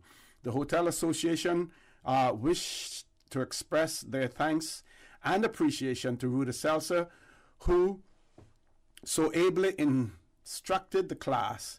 He received several nice gifts from his students. Thanks are also extended to Mr. T.E. McFeel, that's Timothy Emmanuel McFeel, who made the classroom available at the Secondary Modern School. And it says, watch this page, your paper, for more announcements about the next class. So we did it in 1966. 66. Yes. I'm so glad you read that, because I hope that some of the stakeholders in the industry, I want to try to publish that again. I'm going to use that at another platform for speaking, because what you heard there, you didn't hear government involved in that, right? That was private sector led. But the environment at that time, the private sector had to figure out a way to service the industry that they wanted, because the Cayman Protection Law was in place. So they was like, you want to create an industry? You're going to use the people here and give them the work. So they created this training opportunity. And one thing I noticed about that as well is that 95% of them were West Bayers, Powers, Anglins, and Bushes, right? And funny enough, a study that I recently done does show that over 47% of the tourism employees come from West Bay across the whole island. That's how serious West Bay is in respect to tourism. So it's reflective from a very long time ago. But my point is that they had no other choice to do so. And the reason why the Caymanians are not in the industry is because of simple supply and demand. If you make it super, super easy to get a foreigner to do the job, there's no responsibility or obligation or want or will for the employer to say, well, I need to invest in the Caymanian. Now, I agree that some people have tried to do that before, and you'll always have your bad apples. Every country does have their bad apples, but you keep on trying until you find a better employee. In New York, it's the same thing. Restaurants talk about how they try to hire servers every day, and every other week they may have to lose somebody and bring somebody in. So that concept is just old. So we have to tighten up on that whole process of such easy accessibility to outside labor. Because if we continue to compete with that on a regular basis, it just becomes so difficult, and is easy to get cheaper labor outside the country.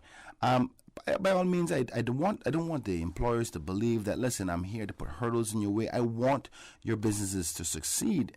But you have to recognize there's two things here. Your moral obligation to the bigger picture of the country in respect to your role to your brothers and sisters of this nation, as well as my role as an elected member to look out for my people. So it's not that the government's approach to this is one of, dictatorial or what have you, but the people of the day has selected a government that wants a more grassroots approach that would be more protective of their opportunities and income. And this is what we have. So I hope that it could be a carrot approach rather than a stick approach. I think it's coming through in respect to CETA because they have stepped up to the plate. I've said basically this in a nicer way of what the government's approach is, and they've agreed to work with us. And I don't want to spoil the announcement, but on Wednesday we should see that this role is slowly starting to go back the other way. Now, granted, I want us to bear in mind that there is more jobs in the tourism industry than we have supply. Mm-hmm. So we ultimately will still have to get work permit holders to come in if things go well with the reopening. But the key plan and the strategy of my ministry is to say, okay, Caymanians first into the job placements. Secondly, trying to make sure from a perception perspective that Caymanians are the frontline workers as much as possible because you're selling a product to the world. And one thing we always hear, well, where are the Caymanians? Mm-hmm. I don't see them. I don't hear the accents. So it has to be a stronger concerted effort by industry to manage that role. So you may say, for instance, if we had a 50-50 situation where there's only 50% enough Caymanians to fill the positions, you're going to have to decide to say, of the 50 I'm going to hire, we're going to make sure that they are the frontline ones. So, I mean, fool me if you have to. You know what I'm saying? I was saying this to the Airports Authority businesses. I had to meet with them the other day to make sure everything is going to run smoothly with the reopening, having all the additional flights come in. So I met with all the airlines, and I said, and to the air handlers, the people who do the check-in on behalf of the airlines, I said, listen, I know that the salaries that you give are not attractive to Caymanians. I know the scheduling hours from coming in at 4 and leaving at 1 isn't conducive for a family.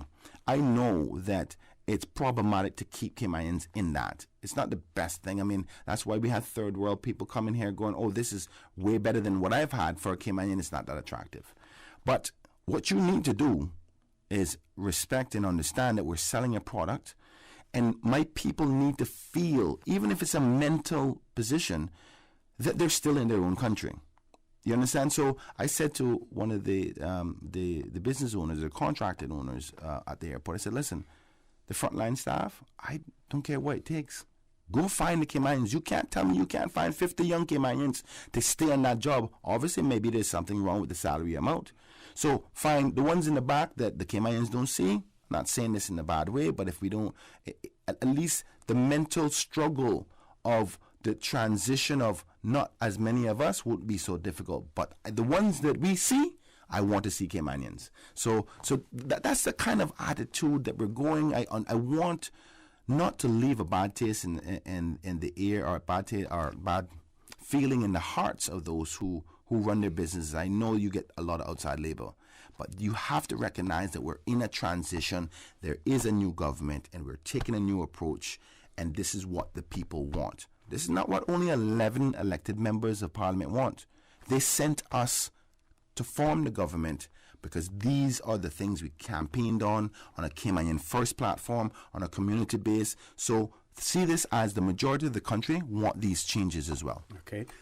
We're going to take a call before we go to the break, and I know you want to talk about the vaccination process and the tourism product as well. So let's grab the caller, then we go to a commercial break. Good morning. Welcome to For the Record. Good morning, Mr. O.C. Good morning, good morning. And good morning and congratulations to Mr. Bryant. Good morning, my good brother. How are you? All is well? Mr. Bryant, he's a good man. Thank you much, man. Thank you much. Mr. Bryant, you know, I've been looking at the sign out by the waterfront. They say, welcome to the Cayman Islands. Yes. For many years I've been looking at that sign. Is there one at the airport too? Actually, believe it or not, there is one when you get off the plane, but there's not one like you would see in Florida or many of the other international airports where you see it before you get to it. You see a big old sign saying, welcome to Jamaica International Airport, welcome to Florida International Airport. And you know who highlighted that the other day? Miss Heather Borden. And because she's my parliamentary secretary, basically my deputy as a minister. And she said to Mr. Albert Anderson, she says, I want a sign that says welcome to the Cayman Islands, is welcome to the Owen Roberts International Airports. Every other airport has one. So I can promise you that there's one coming. We're just trying to find a strategic spot to put it because we want it big and bright and bold and very Cayman kind colored. So we're working on that. And what I'd like to say too is that when I can remember when I was very young and I had a little business, I didn't care. Well, actually, I cared about making a couple dollars. It didn't matter to me what kind of, well, you know, people. I welcomed as many people as I could welcome into my business, and it was flourishing like crazy. And as you know, people sabotage me and mess me up, whatever. But it was doing pretty well. So I think your all the approach that you all have, welcoming all, with, well, spirituality. What does that have to do with it? I mean, we're welcoming people. You know, when you're doing that business, you welcome the people, and you have a very strong business, and that's what we're accustomed to. You know, we have been welcoming most or all that we can welcome in the Cayman Islands. We didn't discriminate against this one, to my recollection. And I'm sure that you still welcome all of these people, you know, to our islands. Well, just like God welcomed everybody into to His pastures, we are very much the same. That's right, Mr. Bryan. That's right. And it's I wish the like I said, you know, we have a business. This is our island's business, the economy. So we welcome again all persons. I believe to the Cayman Islands. Welcome to the Cayman Islands, they say. Of course. We welcome all persons. We're open country for visitors from everywhere in the world. You know, we want to show the world how amazing our story and our journey was, because it's not just sand and sun and beaches. It's a story. It's like reading a book. That's what the travel is like. You know, it's like you go into this this novel, and you get caught and you fall in love and you get emotional and you have excitement and thrill. That's what it's like. It's no different. And you get on the plane, every discussion that you have, every interaction. Good morning, Mr. Johnson. Welcome to the Cayman Islands. Where are you from? You're from Utah? Wicked. It's probably cold down there right now, isn't there? And you build what we are as a country. We are sweetness, we're happiness, we're compassion and respect. That's the Cayman kind. And I want to get it back to that. And many of the people who understand that are the people of my nation. So listen, there's a difference between the physical, the administrative line behind the scenes. But if you're asking us to sell a country and sell a product, we have to identify who are the deliverers of the product. So this is why my focus and emphasis, recognizing that we can't fill all the posts, let's start to focus in on the front line positions. So that way maybe we can authenticate what the product is that we're selling, because it's not only sand, it's not only sea, it's not only water. It's the Cayman story, and the Caymanians can tell it. Okay, thank you very much for that, Minister. Thank you very much, caller, as well. We're going to take a commercial break. We're going to briefly close the phone lines off so that the Minister can address the next topic. And then, of course, we will open it back up again to give you an opportunity to comment on or to ask questions in relation to what the Minister has spoken about as well. So please stay tuned. For the record, we'll be back shortly. Did you know that defective airbags can cause serious injury or even death if not repaired immediately? Right now, millions of vehicles around the world are under recall for faulty Takata airbags, and yours could be one of them. At Vamt Motors, our priority is to make sure the Toyota or Ford you drive is safe. So we are offering customers a free, fast, and easy airbag swap out if your vehicle was manufactured in 2016 or earlier. Find out if you need to have new airbags installed by emailing your Ford or Toyota vehicle's VIN or vehicle identification number to service@vamtmotors.com, or stop by Vamp's service center or call us at 949-2245. Don't risk it. Get the airbags in your Toyota or Ford checked for free at Vamp Motors on Walkers Road. What's that? No sugar, same amazing taste? Coca-Cola Zero Sugar is here to stay. Classic taste, pure satisfaction. Be sure to stop into any Tortuga location and get your own case of Coke Zero. Or grab an ice-cold one straight from the cooler. Brought to you by Tortuga Distributors Limited. Coca-Cola, taste the feeling, K-Man. Make your house into a home. Welcome to Brand Source Home Gallery, your source for premium products and a premium experience. We'll design and install your dream kitchen with crafted cabinets, complemented with elegant appliances. We'll fill it with quality houseware and cookware. Custom designed closet and storage solutions organize and beautify any area. And with the finest bedding, you'll get a perfect night's sleep knowing Brand Source Home Gallery has everything you need to make your house a home. Celebrate Cayman is taking the Cayman Islands Seafarers Registry to local communities every Thursday from 4 to 7 p.m. until 5th August. Come out for a fun, family-friendly evening to learn about the Seafarers Registry, access complimentary health and wellness checks, share seafaring stories in the memory booth, enjoy seafaring-themed activities, socialize with seafarers, and more. The Celebrate Cayman Seafarers Registry Roadshow happening every Thursday from 4 to 7 p.m. until 5th August. Visit CelebrateCayman.ky for schedule and info. The Cayman Islands Seafarers Registry, Celebrate Cayman, the Lions Club of Grand Cayman, and the Department of Children and Family Services will be visiting Constitutional Hall on Thursday, the 5th of August. Calling Caymanian nature lovers. If you are an avid Caymanian environmentalist, the Royal Society for the Protection of Birds in the UK have opened up recruitment for a part-time post as Community Engagement Officer in Cayman Brac. This 3-year position is perfect for an enthusiastic, passionate person who would like to help protect some of the most threatened reptiles on the planet and safeguard unique pockets of our sister islands. For more information on the part-time position, the advertisement is reposted on the Cayman Islands Department of Environment social media pages. Deadline to apply is August 1st, 2021. For the record, with Ort Connor. Initiating system. For information that matter. For the record, with Ort Connor. Continues right now on Radio Cayman. Good morning and welcome back to For the Record. In the studio with me, the Honorable Kenneth Bryan, Minister responsible for tourism and transport. Minister, over to you. Yeah, OC, my dad's calling me. I'll have to call him back after. Thank you again.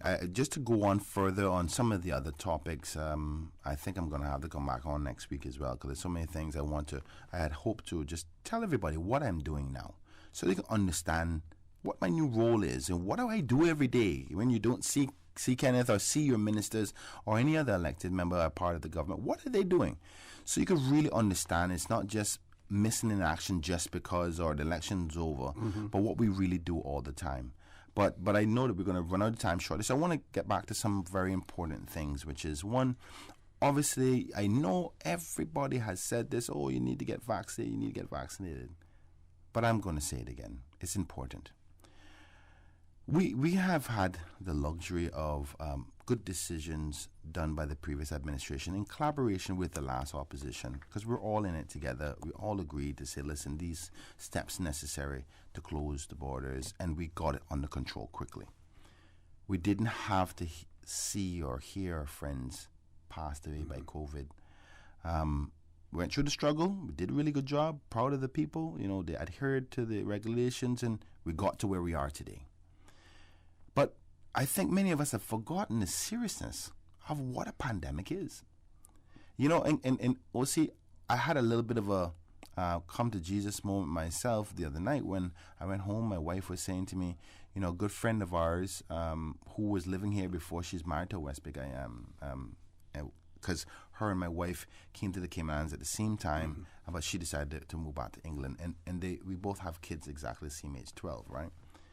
Caught COVID. And the boy, 12 years old. And the first time in my life, I actually had somebody super close that I, sat with the little boy, my kids and them played together in the sand and the beach, grew up, all that kind of stuff, right? And I go, oh my God. I forgot for a minute her friend. And I said, so Rio, which is the boy, 12 years old. I said, Rio got it? She said, yeah, he was really, really bad. Wow. Jim, who is his father, was really scared for him dying. And I was like, wow. It really got to me. And one thing I'm worried about is this. That's a child who is supposed to be protected because of the age. And the mother also had the vaccination. They thankfully didn't have to go to emergency. Okay. They were able to get through it at home with constant communication with doctors. They would monitor from home and say, listen, can you fight it out? So it was like where you talk about those super flus that you would have back in the day. It was kind of like that, but a little bit more. Okay. Lasted about 6 to 7 days, according to Sue. But it really brought things home that if you're going to go through that with the vaccine, what if she didn't have the vaccine? What would have happened? So I want to remind us, and this is just the small potential harms. We're not talking about ventilators, talking about you can't breathe, not talking about potential death. Please, folks, if you do not have a legitimate reason by a doctor, we have to have a more sensible approach to this. We've had vaccines all of our lives. I'm 41 years old, and I've grown up in a world of vaccines. As Christians, we have to trust that the Lord is going to give the necessary information to those who are in the field to find the necessary ingredients to help us fight through this. It's not like there is a vaccine that's going out to kill the planet. You're talking about 1.5 billion people have taken the vaccine. Listen to what I'm saying. It's 1.5 billion people. It's not like there's no outside strategy to kill the planet. We're trying to keep the planet alive, and this is real. And government is stuck in a place where we recognize that our second pillar of our income, think about 50% of your salary going home is in jeopardy, right? And you got a little bit of savings and you say, boy, that little side job I used to use to help pay the bills, and I got it right now. This is tourism, right? But before long, your bank account going to get empty. Mm-hmm. And then that only frontline job that you got, not going to be enough to pay the bills. Now, we have been able to maneuver through this. And some people will say, well, things are all right. Keep the borders open. Keep the borders closed. We can only do that for so long. So we're going to have to eventually get to a point where we have to start depending on that income from the airport tax, from the hotel tax, from the trickle-down economics and consumption, on all the duties we get from the consumption of these thousands and thousands and thousands of people consume when they come to the Cayman Islands. We need that money. We need that money to keep the lights on the street on.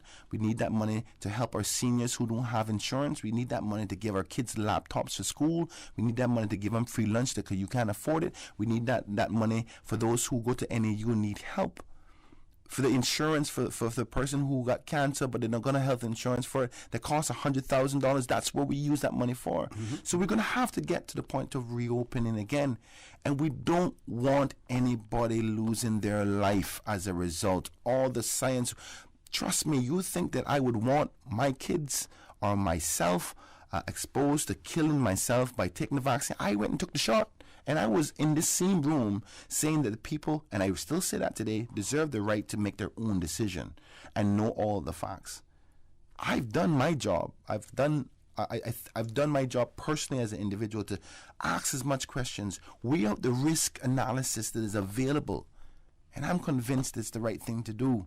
I beg you, I beg you, I beg you, I beg you. We're going to be opening this country on the 14th of October. For persons to come off the plane, securely verified, granted, to go into our community and remember what Caymankind is about, so we can get people back to work.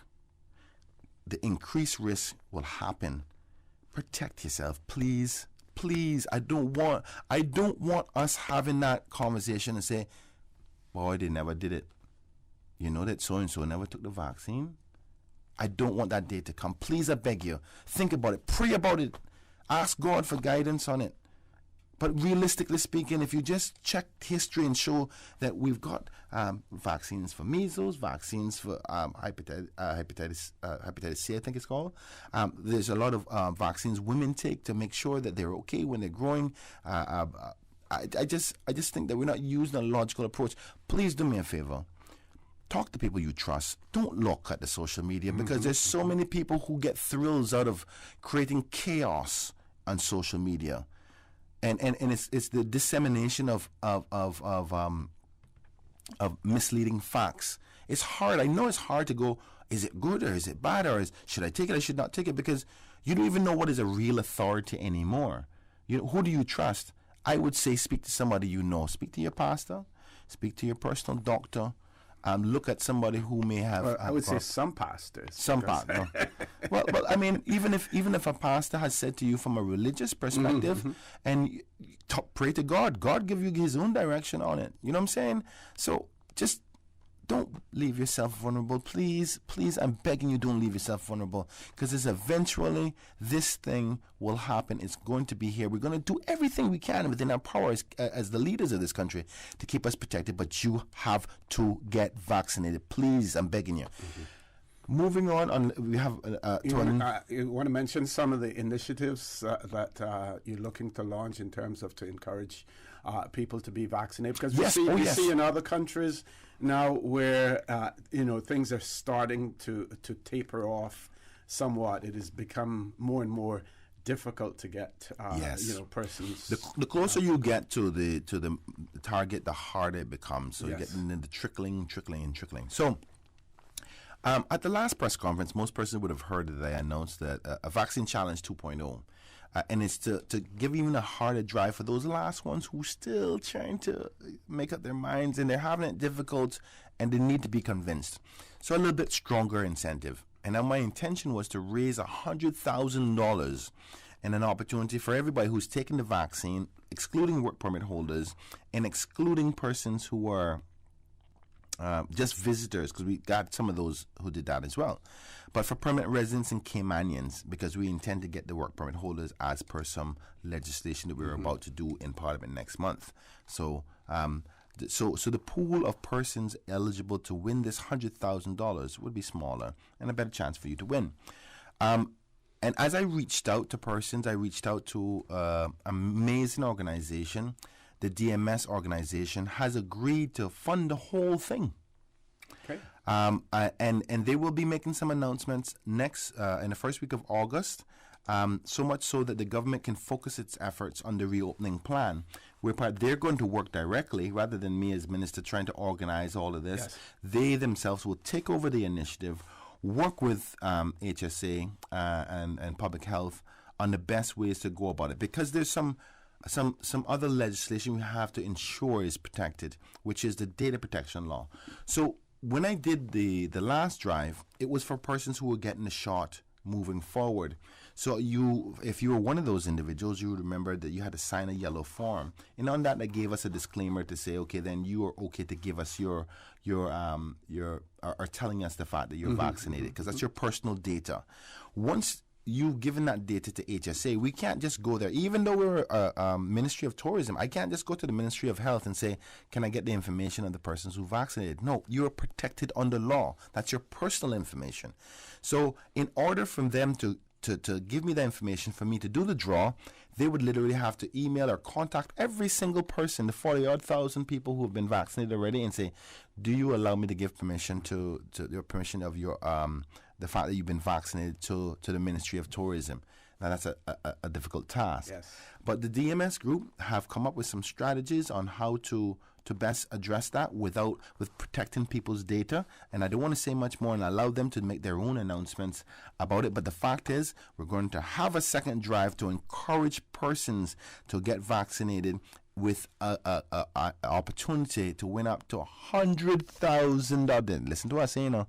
$100,000 in cash will be given away. So I would encourage you to look out for that. I mean, I think I'm not in control of how the dividends is going to do now, because the DMS group will do that. But I had suggested 20 lots, so 20 chances to win a $5,000 lot. So rather than just one big prize. Rather than just one big prize. So, but they may do it differently. They may do $10,000 lots, or maybe smaller versions or bigger versions. But I'm going to respect that they're creative enough to market, to encourage persons a chance to win $5,000. I would like an extra $5,000 myself because I need a vacation. but it's an incentive, and hopefully that they will be able to get everybody who have been vaccinated, who are resident in Caymanian, to participate. But I think there's going to be some conditions on it to say we have to hit a certain percentage in order to trigger it, something like that. But I'm going to leave it and make them announce it. But the fact is, DMS is going to do it. Okay, we're going to take a commercial break. Folks, please stay tuned. The conversation with Minister Bryan will continue after this short commercial break. You don't always have to give up the food you love to live a healthier life. You just have to choose better to eat better. At Caribbean Bakery, we know that delicious, nutritious bread only uses a few ingredients that leads to better taste, better health, and an overall better experience. We focus on simple, quality ingredients while leaving out the bad ingredients that commercial bread brands are known for and can lead to illness. Feed your body, feed your family with 100% additive-free, freshly baked bread from Caribbean Bakery. And don't miss our hot bread Sundays, freshly baked loaves delivered to McRuss grocery store every Sunday morning. Caribbean Bakery, made Cayman fresh. Health City is now open at Camana Bay, offering a wide range of specialties at our state-of-the-art Camana Bay Clinic. We are here to help you save time and feel better. We are open weekdays, weekends, and evenings for your convenience and are dedicated to reducing your wait time while improving your health. Friendly staff, expert care, lab services, and diagnostics in one convenient location from the hospital you know and trust. Health City at Camana Bay, within your reach. Look at you, listening to the radio, tuning in, getting stuff done. Total doer. Maybe you're driving, maybe you're getting your oil changed, or grabbing some chicken. Maybe you're doing something that's nobody's business but yours. Hey, that's cool. We're all doing something. Now you can join a whole new community of doers doing more on findyellow.com. With custom search, local experts, and trusted reviews, whatever you're doing, get it done on findyellow.com. Radio Cayman will be carrying the live broadcast of the Prospect Constituency Meeting for Member of Parliament, Ms. Sabrina Turner, Honorable Minister of Health and Wellness, Saturday, July 31st from 4:30 to 5:30 p.m. That's live coverage of the Prospect Constituency Meeting for Member of Parliament, Ms. Sabrina Turner, Saturday, July 31st from 4:30 to 5:30 p.m. Why is alcohol bad for me? Look, you're too young for that, eh? Don't try to scare your child about drinking or tell them you can't handle it. Instead, tell your child that alcohol can be bad for their growing brain. Tell them it interferes with their judgment and can make them sick. Underage drinking has severe consequences, including injury or death from accidents, academic problems, and even other drug use. Young people who drink are also more likely to have health issues, such as depression and anxiety disorders. Once children hear the facts and your opinions about them, it is easier for you to make rules and reinforce them. This message is brought to you by Radio Cayman and the National Drug Council. For the record, with Ort Connor. Initiating system. For information that matters. For the record, with Ort Connor. Continues right now on Radio Cayman. Good morning and welcome back to For the Record. In the studio with me, Honorable Kenneth Bryan, Minister with responsibility for tourism and transport. Minister, I'm going to read part of a WhatsApp message that we received here. And this portion says, isn't a parade left in the hands of the police to approve? Why does the governor or the government need to get involved? Under normal circumstances, that would be the case. But during the pandemic, as per the public health regulations, parades are temporarily disallowed for the purposes of making sure keeping everybody safe.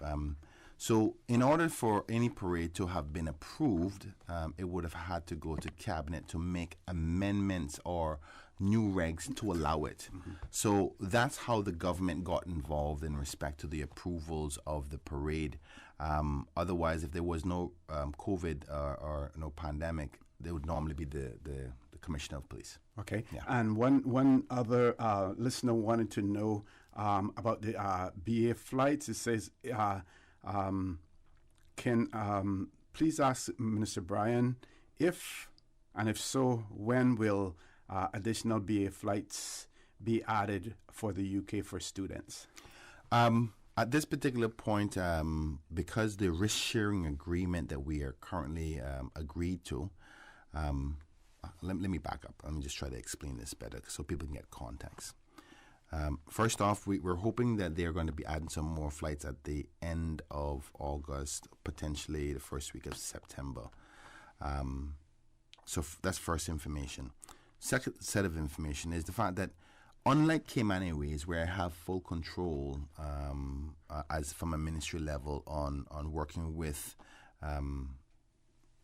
Cayman Airways to add and decrease flights and so forth under the current circumstances, I don't have that kind of level of power with British Airways. What happens for the flights that comes here is the government goes into what we call a risk-sharing agreement. Okay. And that agreement is basically where they say, listen, if we're traveling because there's not enough supply and demand as the normal routes would allow, that you take on the risk that at the very minimum, British Airways is going to make this amount. Okay. And we give them that security of flying, that they won't fly at a loss. But in most cases, they fly at a profit because usually they get the flights full down, right? So the one would question, why is that even necessary now, because the demand is increasing so much, right? So, but that approval is done in sets, and it's hard to negotiate with these big airlines where they go. They've agreed to a certain amount of flights, and we have flights agreed to up until September, and they're slotted in. The other problem is this, is that British Airways has been advertising flights that are not necessarily what is agreed to within the risk-sharing agreement, which I signed when a few weeks back, almost a month and a half now, actually. So I don't know what they're doing, but I have no control over that. And I think what they try to do is see where the demand is, and then try to push their customers over to one flight. And then they will reach out and say, "Listen, we have this demand. Do you mind approving this?" And most times they ask, we say, "Yes, of course, please do." But the unique situation is this. We are going to the Open Skies Agreement in Phase 3 on September 9th, which means that the discussion about who is allowed into the Cayman Islands is no longer an issue because we're no longer under repatriations. So American can fly here, Delta, British Airways. So when you say who, you're talking about airlines? Which airlines? Airlines, yes, sorry. Okay. Who can fly here as in airlines. So right now there's only two flights or airlines can fly here, Cayman Airways and British Airways, and that's it, right? Unless it's a private jet and you have to get permission and approval for that. So after September 9th, if we continue in the trajectory that we hope to be on in respect to getting the high numbers of vaccines, that would be Phase 3. And then airlines are allowed to fly. We don't suspect there's going to be a lot of people between September 9th and October 14th coming in because there's still going to be the requirement of the 5-day quarantine, even for those who are securely verified that we're certain that they're vaccinated. Right. But airlines are allowed to then say, okay, I can come in two days for the month, for the week, or what have you. So they're allowed to come back. So after that, we're no longer I'm no longer minister in control of the decision, or I'm still in control of the airport, but I would no longer have so much say about when they want to fly or they don't want to fly. It's up to them, really. The international agreements kick in. Yeah. Exactly. Thank you for that. I was kind of having struggle trying to deliver what I was thinking there. So after September 9th, so right now it's almost as if they're saying, listen, and this is being problematic for British Airways, is that we're almost there. There's enough flights in September range now that that they're saying that we're not sure if we justify a full whole flight any earlier. So I'm constantly trying to pressure them to say, listen, can you add one more flight? Because unfortunately, you don't know people need to fly until they say they need to fly. Mm-hmm. So I actually I did the highest number of flights in the last sharing agreement than the last minister. The last minister was only able to secure, I think, 5 or 6. I secured was it 8 or 9. And they were kind of marveled by the fact of my negotiating skills, because I'm pretty good at that, I must say. Right? So I pressured them. I said, listen, no, man, this is a season. There's summer. There's kids going back to school. There is, people who need to go back who haven't seen their family members in a long time. Particularly the teachers are the ones I was focusing on at that particular point. So they said, okay, we'll go with 8. I think it's 8 or 9. I can't remember, but I think it's 8. And that's how we got those flights already. Otherwise, currently, a lot of people have forgotten we're under the categorization as repatriation. If we were to go too far with the flights in and out, we're obligated to legal international agreements. Because what say, for instance, American can say, or another airline can say, hold on, you are saying you're under repatriation, but you're flying out five times a day. You're illegally or breaching your contract to secure this flight route only for Cayman Airways to make the money. So we got to be very careful, and that's why we have to justify the categorization of repatriation only. And that's obviously going to change as of September 9th. And all the airlines are already been had discussions with them and let them know to prepare themselves to come on board as of then. So we're trying to manage that whole assisting persons for flights for medical purposes and for school, for kids, both to England, the United States, and even Jamaica, because one of the other problems is that we have kids who need to get their visas, need to go to Jamaica to get them. But the problem with that is that you have to be in quarantine for 14 days. And even if the Jamaican government doesn't allow you, doesn't require you to do 14 days, you go to the embassy, they say, nope, you got to be in quarantine for 14 days. I've had persons say, but the Jamaican government has let me out in a shorter period of time. They say, we don't care. Quarantine for 14 days before you can come into our building. Get into our building. So it's been really problematic, and we're trying to manage it because, unfortunately, I have licks from one side, which is saying, listen, you're letting everybody travel. We need the local spend for the restaurants, and that's the only thing that's keeping us alive until the tourists come. And then from the local population, from those who want to leave, they say, you're keeping us locked up inside here. So ideally, we're only supposed to be traveling for the purposes of medical or for educational purposes, in some special cases for a business-related matter that cannot be done over Zoom. But unfortunately, many people have taken advantage of that because I've never really tried to enforce it. We're trying to be loose and say, don't make people feel locked in a box. But now it's gotten so bad that kids and parents and people who want to go off for medical are saying, I don't have a flight. And that's where we're at. That's why I have to keep on adding flights here and there and be more strict with it. Okay, we're going to take our last commercial break. When we return, I heard some comments recently about people alluding to the fact that there are persons who are not literally but figuratively held hostage in the Cayman Islands, unable to leave and want to travel back to their home country, people on work permits. But we're not, I want you to address that issue as to whether or not we're holding people here or their inability to travel is because of their inability to be able to enter their own country because they may be in a lockdown mode as well. So we want to dispel any rumors that may be out there in that regard. Folks, please stay tuned. For the record, we'll be back shortly. What's that? No sugar, same amazing taste? Coca-Cola Zero Sugar is here to stay. Classic taste, pure satisfaction.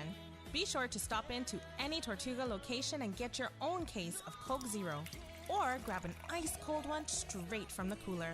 Brought to you by Tortuga Distributors Limited. Coca-Cola, taste the feeling, Cayman. Make your house into a home.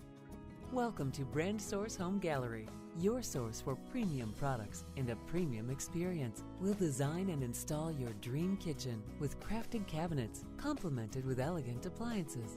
We'll fill it with quality houseware and cookware. Custom designed closet and storage solutions organize and beautify any area. And with the finest bedding, you'll get a perfect night's sleep knowing Brand Source Home Gallery has everything you need to make your house a home. Calling Caymanian nature lovers. If you are an avid Caymanian environmentalist, the Royal Society for the Protection of Birds in the UK have opened up recruitment for a part-time post as Community Engagement Officer in Cayman Brac. This 3-year position is perfect for an enthusiastic, passionate person who would like to help protect some of the most threatened reptiles on the planet and safeguard unique pockets of our sister islands. For more information on the part-time position, the advertisement is reposted on the Cayman Islands Department of Environment social media pages. Deadline to apply is August 1st, 2021. Roma United Sports Club and JN Money presents the official Jamaican Independence Celebration and Health Fair on Friday, August 6th at the Lions Center, featuring local and international acts, kids talent contest, dancing contest, and best dress contest. Lots of prizes and giveaways, plus the good Jamaican food, music by Slaughter Rich, The Entertainer, and DJ Marcus. Health Fair from 5 p.m. to 9 p.m. Free PSA test. Free blood pressure and diabetes checks. Don't miss it. The Jamaica Independence Celebration and Health Fair on Friday, August 6th at the Lions Center. COVID protocol in effect. Come out early. Sponsored by Cayman Art Discount, Best Dress, Papa, Cayman Hair and Beauty Supply, People's Choice Grocery, Vibe Time, Radio Cayman, and Breeze FM. The Department of Education Services and the Public Health Department would like to inform parents that health screening for new students will take place during the summer until August 23rd across Grand Cayman schools. The Public Health Department will be visiting your district schools and will be contacting you regarding school health screening appointment. Health screenings will also continue during September and October for those children who were not screened during the summer. For the Record with Ort Connor. Initiating system. For information that matters. For the Record with Ort Connor continues right now on Radio Cayman. Good morning. Welcome back to For the Record. In the studio with me, Honorable Kenneth Bryan, Minister with responsibility for tourism and transport, and I want to thank the minister very much for staying on. He was only intended to be here until 9:30. But of course, the conversation and the questions and comments have kept him occupied, so he's agreed to stay on until 10 o'clock. So we have about 10 more minutes left. And I know, Minister, that you did talk about BA flights before, but this person has indicating that their son needs to get back to return to the UK, but the BA flights for September are all full. Well, I'm not sure what dates specifically we're talking about, because the risk-sharing agreement only goes up to a certain date, and then it's up to BA themselves to add more flights, because it's under different legal obligations. But I want to ensure the listener that I've instructed and asked my chief officer and ministry level to inquire with BA. But that it's like literally sending emails and requesting permission and all kinds of stuff to say we're at their disposal, right? And they're may want to consider setting up a hotline, between Cayman and BA, so that you have that direct access at all times. So do have something similar. Yeah. Well, what happened before? Obviously, the in the heat of the pandemic, in the midst of the hot part of it, the governor's office was dealing with it directly, right? Yeah. So they had staff directly sitting to deal with that, because it was in the hot period of loads of people need to get on that flight. Now you got periodically checking and stuff, and they kind of left it back now to BA via the online portals and so forth, which they're in charge of. So until we get back to the Open Skies Agreement, I've asked them to say, listen, tell me what the indicators are. Can we add another flight? What a lot of people don't know is all of the flights that we agreed to, the 8, was based on a certain size plane. And because we requested from a month ago, said, listen, there's a high demand. Is there anything you can do? They said, okay, we're going to increase the size of the plane. So you may have noticed that the planes are bigger that are landing in British Airways, because it added another 50 seats per one of the flights. So try to accommodate this demand. So it's really for them to accept our request for another flight, and we can't demand it. You see, so we're in that constant communication because we know the want is there based on our speculations or suspicions rather, not speculations, because of the comments that we're getting.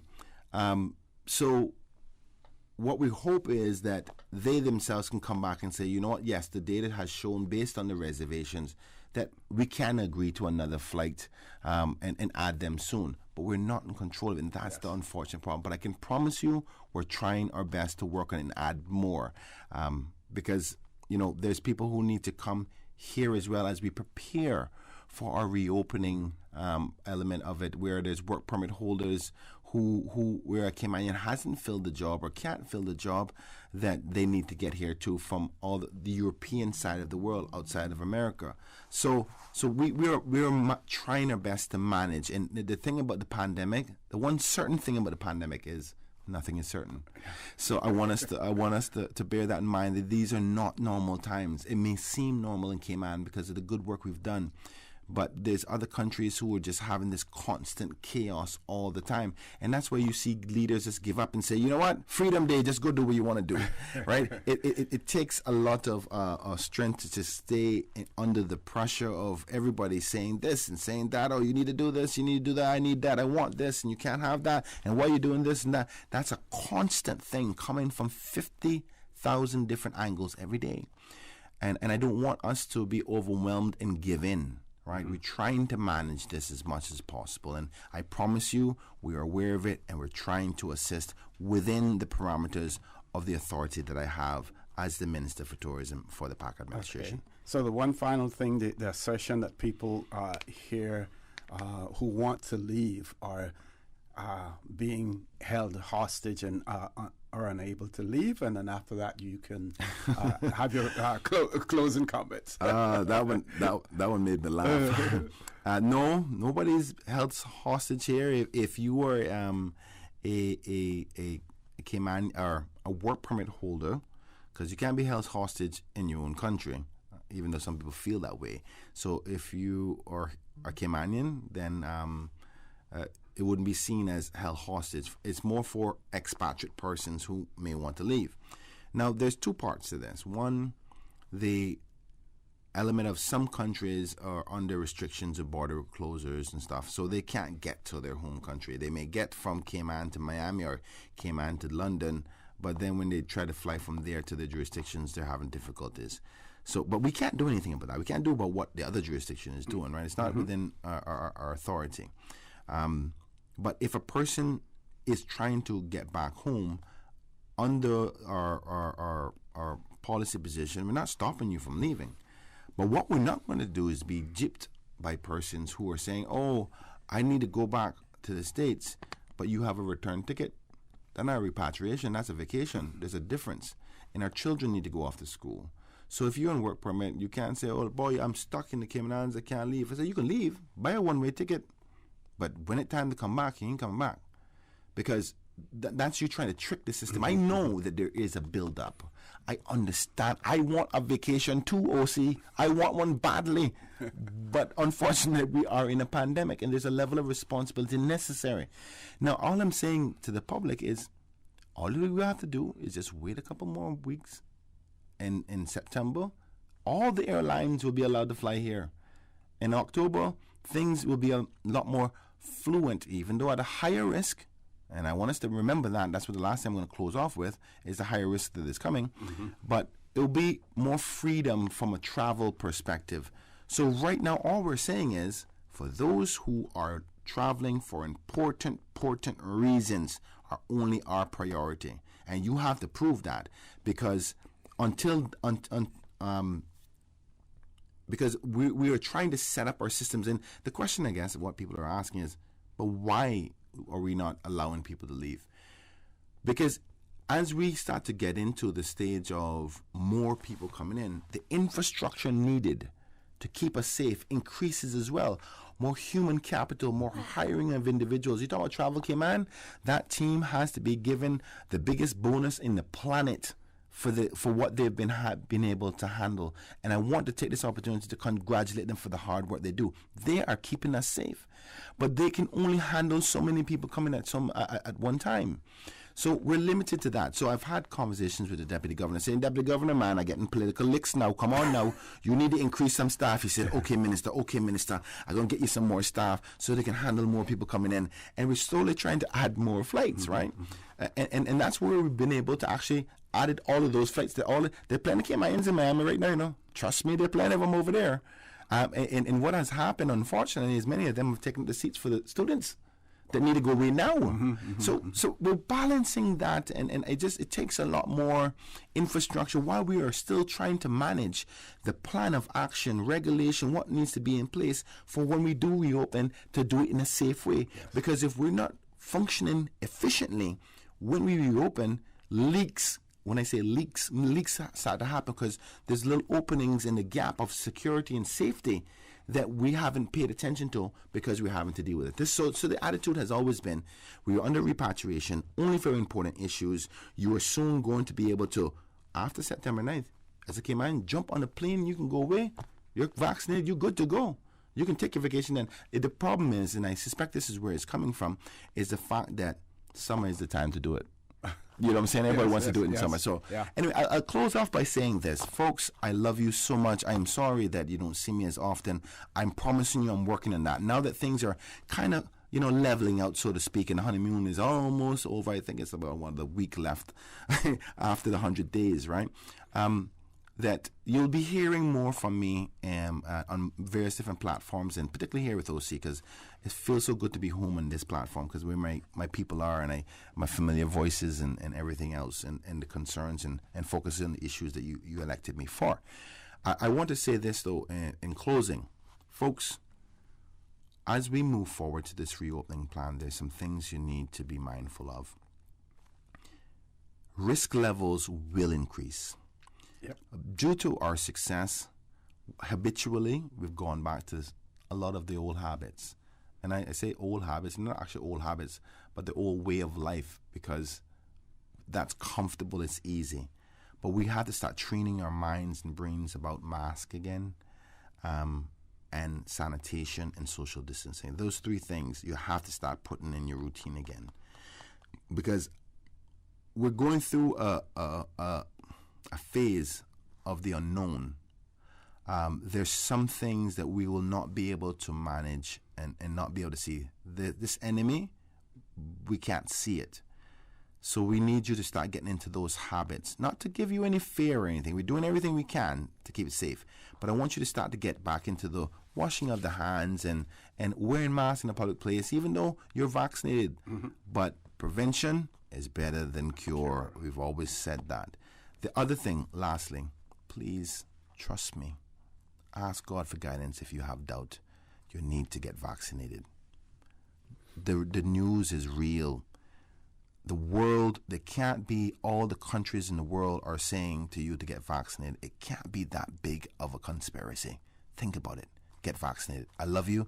OC, thank you for having me on the show. Thank you for being here as well. For the caller who early in the show spoke about two Caymanians who are buried in Japan. One of our listeners wrote and said that their father-in-law, a seaman from Cayman, had a last request that he be brought back home after his death to be laid to rest at Grapetree Point next to his mother and father, and they were able to honor that request in 1999. So hang in there, keep trying, and seek whatever assistance you can for those families who may want to bring the bodies of their loved ones back home from a foreign country. I just want to say, as a cabinet minister, I support the concept of a seaman's cemetery. Yes, I heard it on my way in. Thank you for that as well, folks. I want to thank you. I want to thank the minister.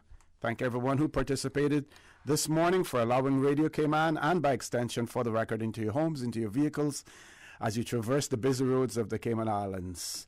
I also want to remind you that We are our brothers and our sisters' keepers. There is always someone out there who's less fortunate than we are, and I ask you to extend a helping hand to them. If you can't do that, then I suggest you donate to a worthy charity, because we always want to consider those who need, not necessarily those who want or even those who crave. So I say to you, have a great day.